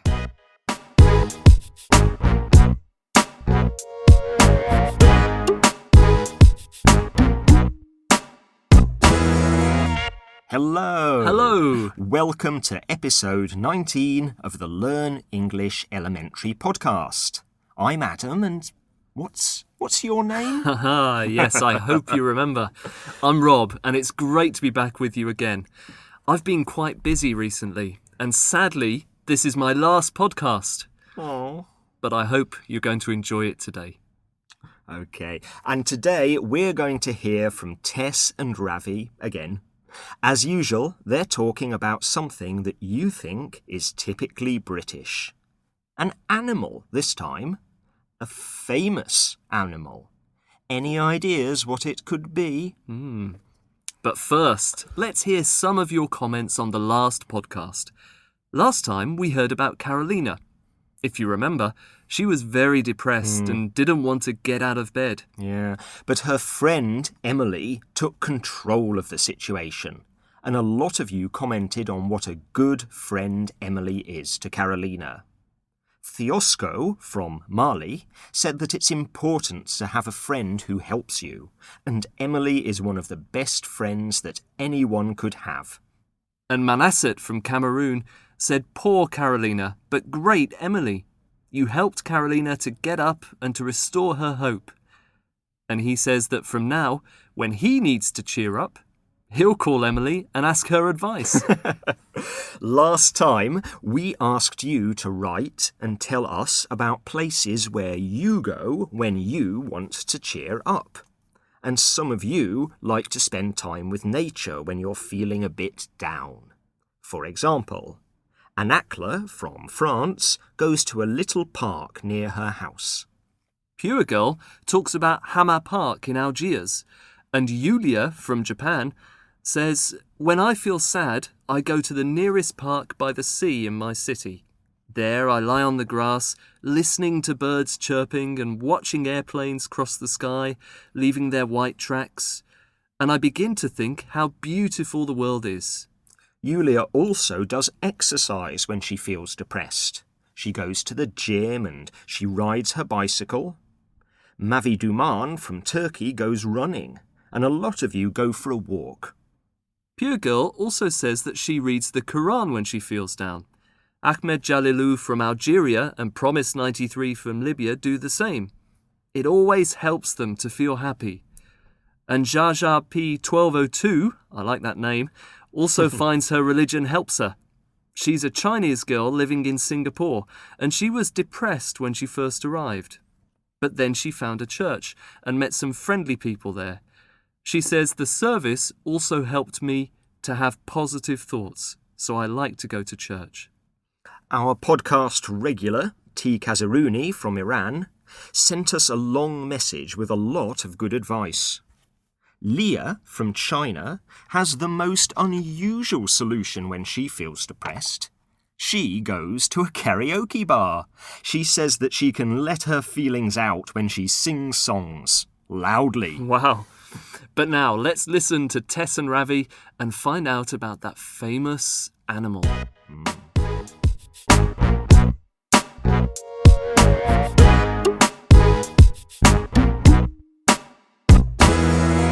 Hi everybody, I'm Tess. And I'm Ravi. And as usual, we're going to talk about something you think you know about Britain.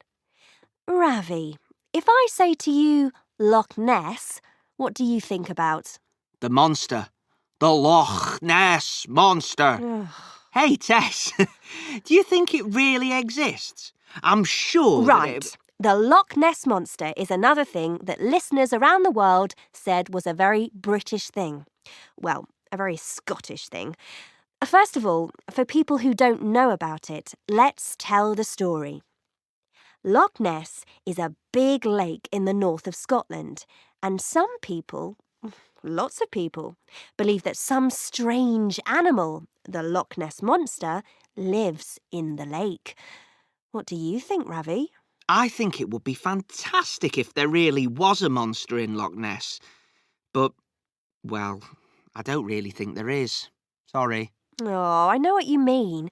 It's a great story. There have been stories for hundreds of years about a big animal living in the lake. It's a really big lake.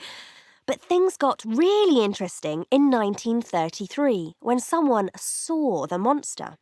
The newspapers wrote about it and everyone went crazy about Nessie. That's another name for the Loch Ness Monster, Nessie. There are lots of different photographs and videos of the monster, but are any of them real, do you think, Tess? None of the photographs or videos really prove that there's a monster.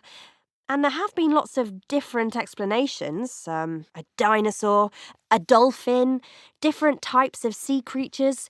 But no one can really prove it. You know, I'm sure that if there really was a monster, then someone would have found it by now. I can't believe there really is a monster and no one can find anything to prove it. Well, it's a big lake, you know, and it's difficult to watch all of it all of the time. But still, Tess, come on. I know. It is a bit unbelievable, isn't it? You know, some people think that there was a monster, but it died. That's why no one's seen it for a while. Do you know what I think? I think that the Loch Ness Monster is a very good way to get tourists to go to the north of Scotland. You're right that Loch Ness is one of the most important tourist attractions in Scotland. It gets hundreds of thousands of visitors every year. And imagine if they didn't have the Loch Ness Monster. No one would go there.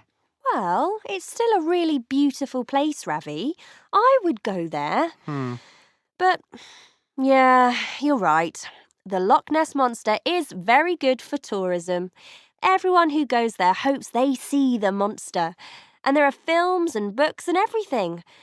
I think it would be really sad if they ever say there definitely isn't a monster. You're right. It's better not to know for sure.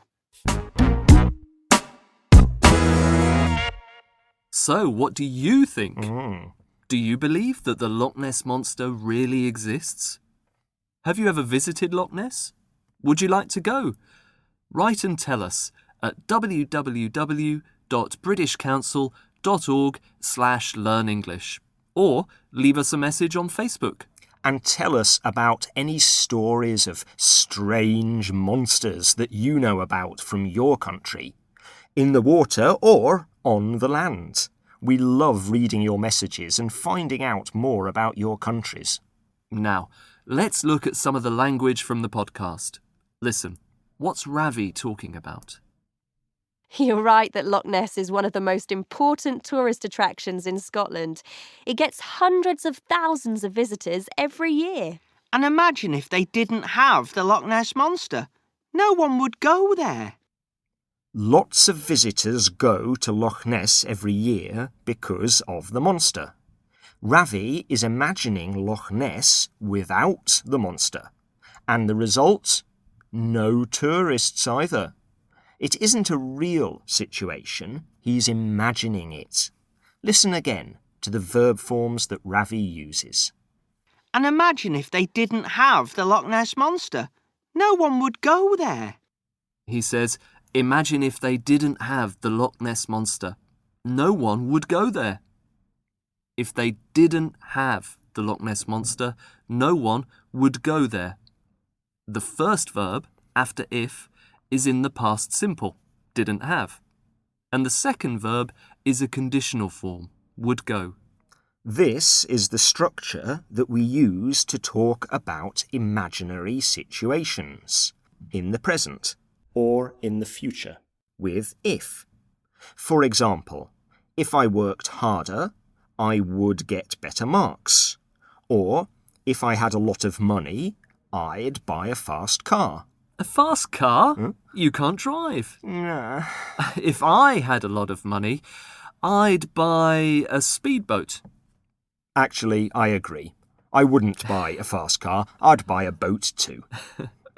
A lot of grammar books call it the second conditional or the hypothetical conditional. There are some exercises on the website to practice this type of conditional and to practice other language from the podcast too. And don't forget to send us your comments. We're looking forward to hearing what you think about Nessie and your stories about strange monsters and animals around the world. And, talking of animals, next week we'll see how Carolina gets on at the city farm and hear from some of her new four-legged friends. But now it's time to say goodbye, Rob. It's been great working with you, and I hope that we can hear from you again one day. I hope so, yes. Thank you. It's been a pleasure. And thank you all too for your comments. So, it's goodbye from me. And it's goodbye from him. Bye. Goodbye.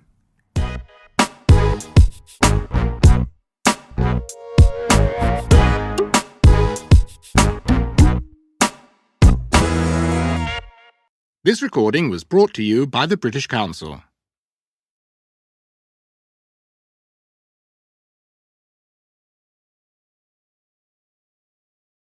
This recording is brought to you by the British Council.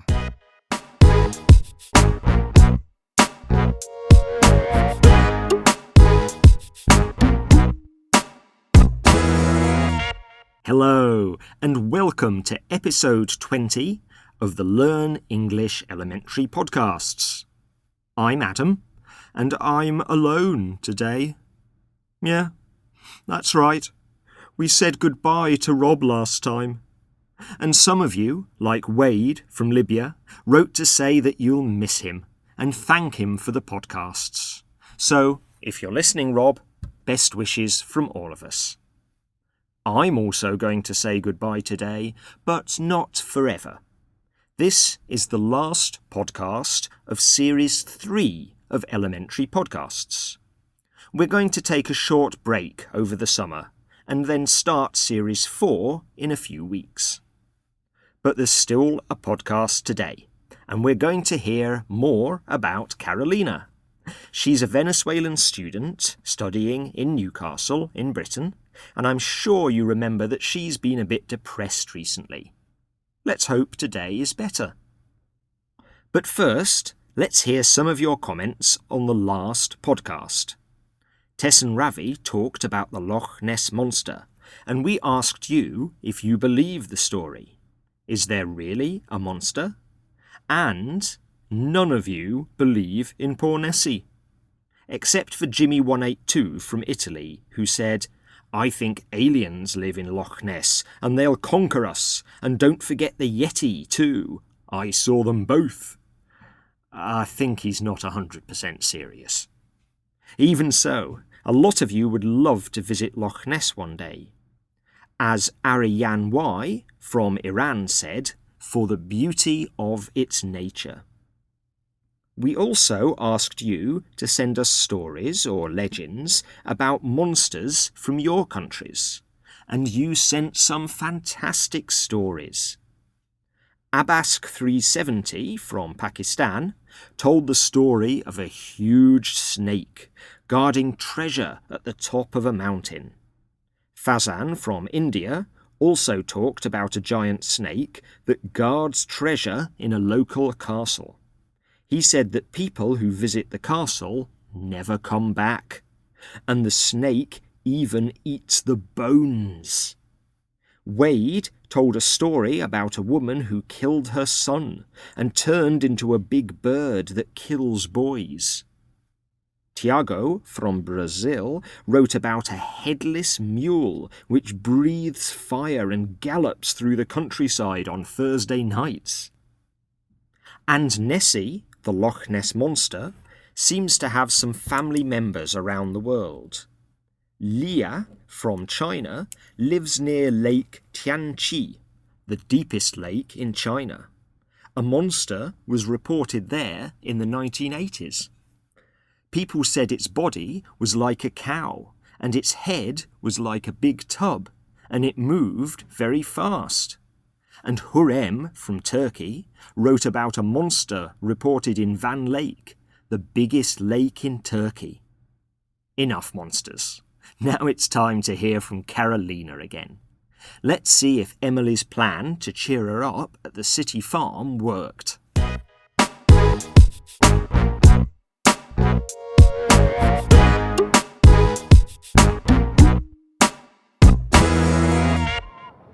So, this is the city farm. What a wonderful place. It's cool, isn't it? A place with lots of farm animals in the middle of the city. I love it. Me too. Oh, look! Pigs! Hello, little piggies. Can I touch him? Am I allowed? Yeah, you can touch him. Scratch his back. Pigs like that. Oh, look at the sheep. Aren't they cute? Oh, hello, sheep. Bay! Bay!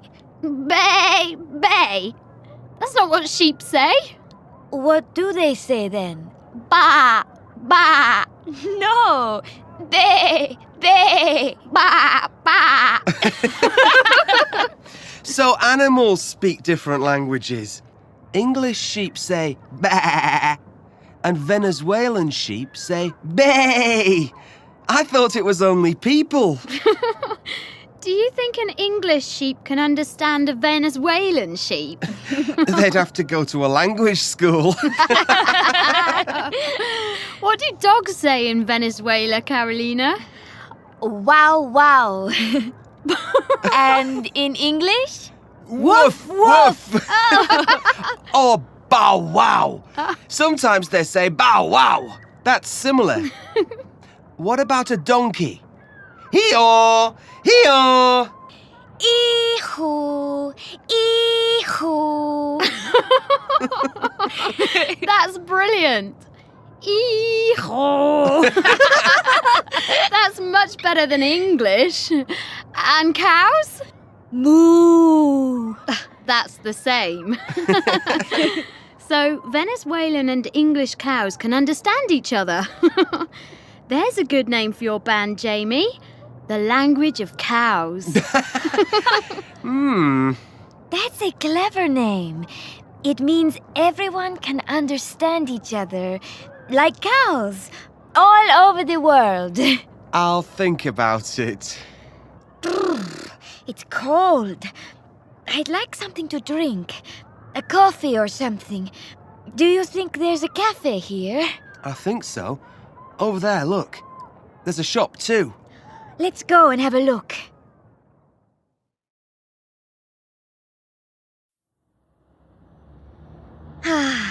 That's better. Yeah, much. What time is it? 6:30. We should go. What are you doing this evening, Emily? Oh, yes, that's a good idea, Jamie. We're going to the Chinese restaurant with Henry and Ivan. Why don't you come too, Emily? No, I don't think so. Oh, come on. No, thanks. I can't. I'm doing something. What are you doing? Oh, okay. I suppose I have to tell you. I'm seeing Cameron. He invited me out and I said yes. Oh! I knew it! I knew it! I said you liked him and he liked you. Okay, calm down. You'll frighten the animals. That's great news, Emily. Cameron's a good guy. I hope so.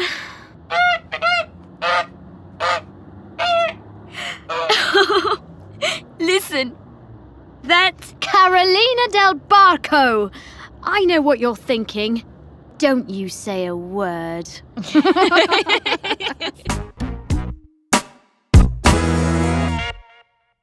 Well, Carolina certainly seems a bit happier now, and Emily's news seemed to make her very excited too. I wonder how things will go between Emily and Cameron. What do you think? And where should they go? What do you think is a good place for a first date? The cinema? A restaurant? A walk in the park? Write and tell us at www.britishcouncil.org/learnenglish or leave a message on our Facebook page. And tell us about the noises that animals make in your language. Do dogs go woof? Do frogs go ribbit? And do sheep go baa? Now, let's look at some of the language from the podcast. Carolina invites Emily out for dinner, but Emily can't go. She's busy. Listen to the verb forms that Emily uses to talk about her plans. No thanks. I can't. I'm doing something. What are you doing? Oh, okay. I suppose I have to tell you. I'm seeing Cameron. He invited me out and I said yes. Emily says, I'm doing something. Carolina says, what are you doing? And Emily says, I'm seeing Cameron. The verb form is the present continuous, or you might know it as the present progressive. I am doing, I am seeing. But she isn't talking about something that she's doing now. She's talking about the future.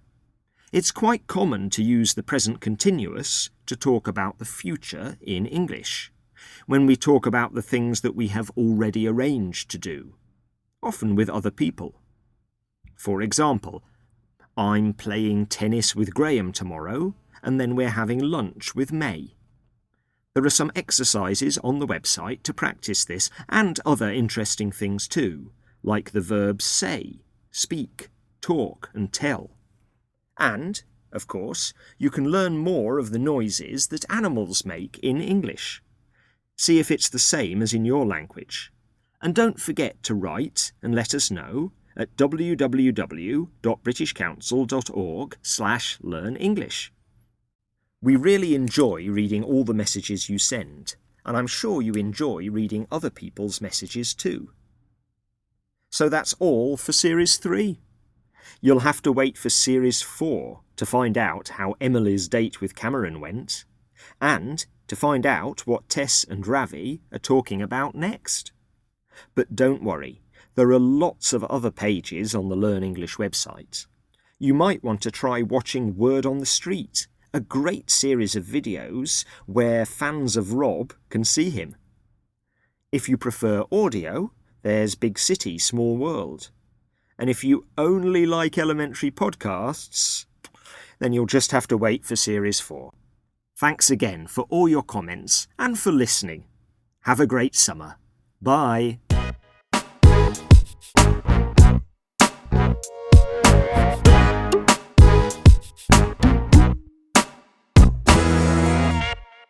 This recording was brought to you by the British Council.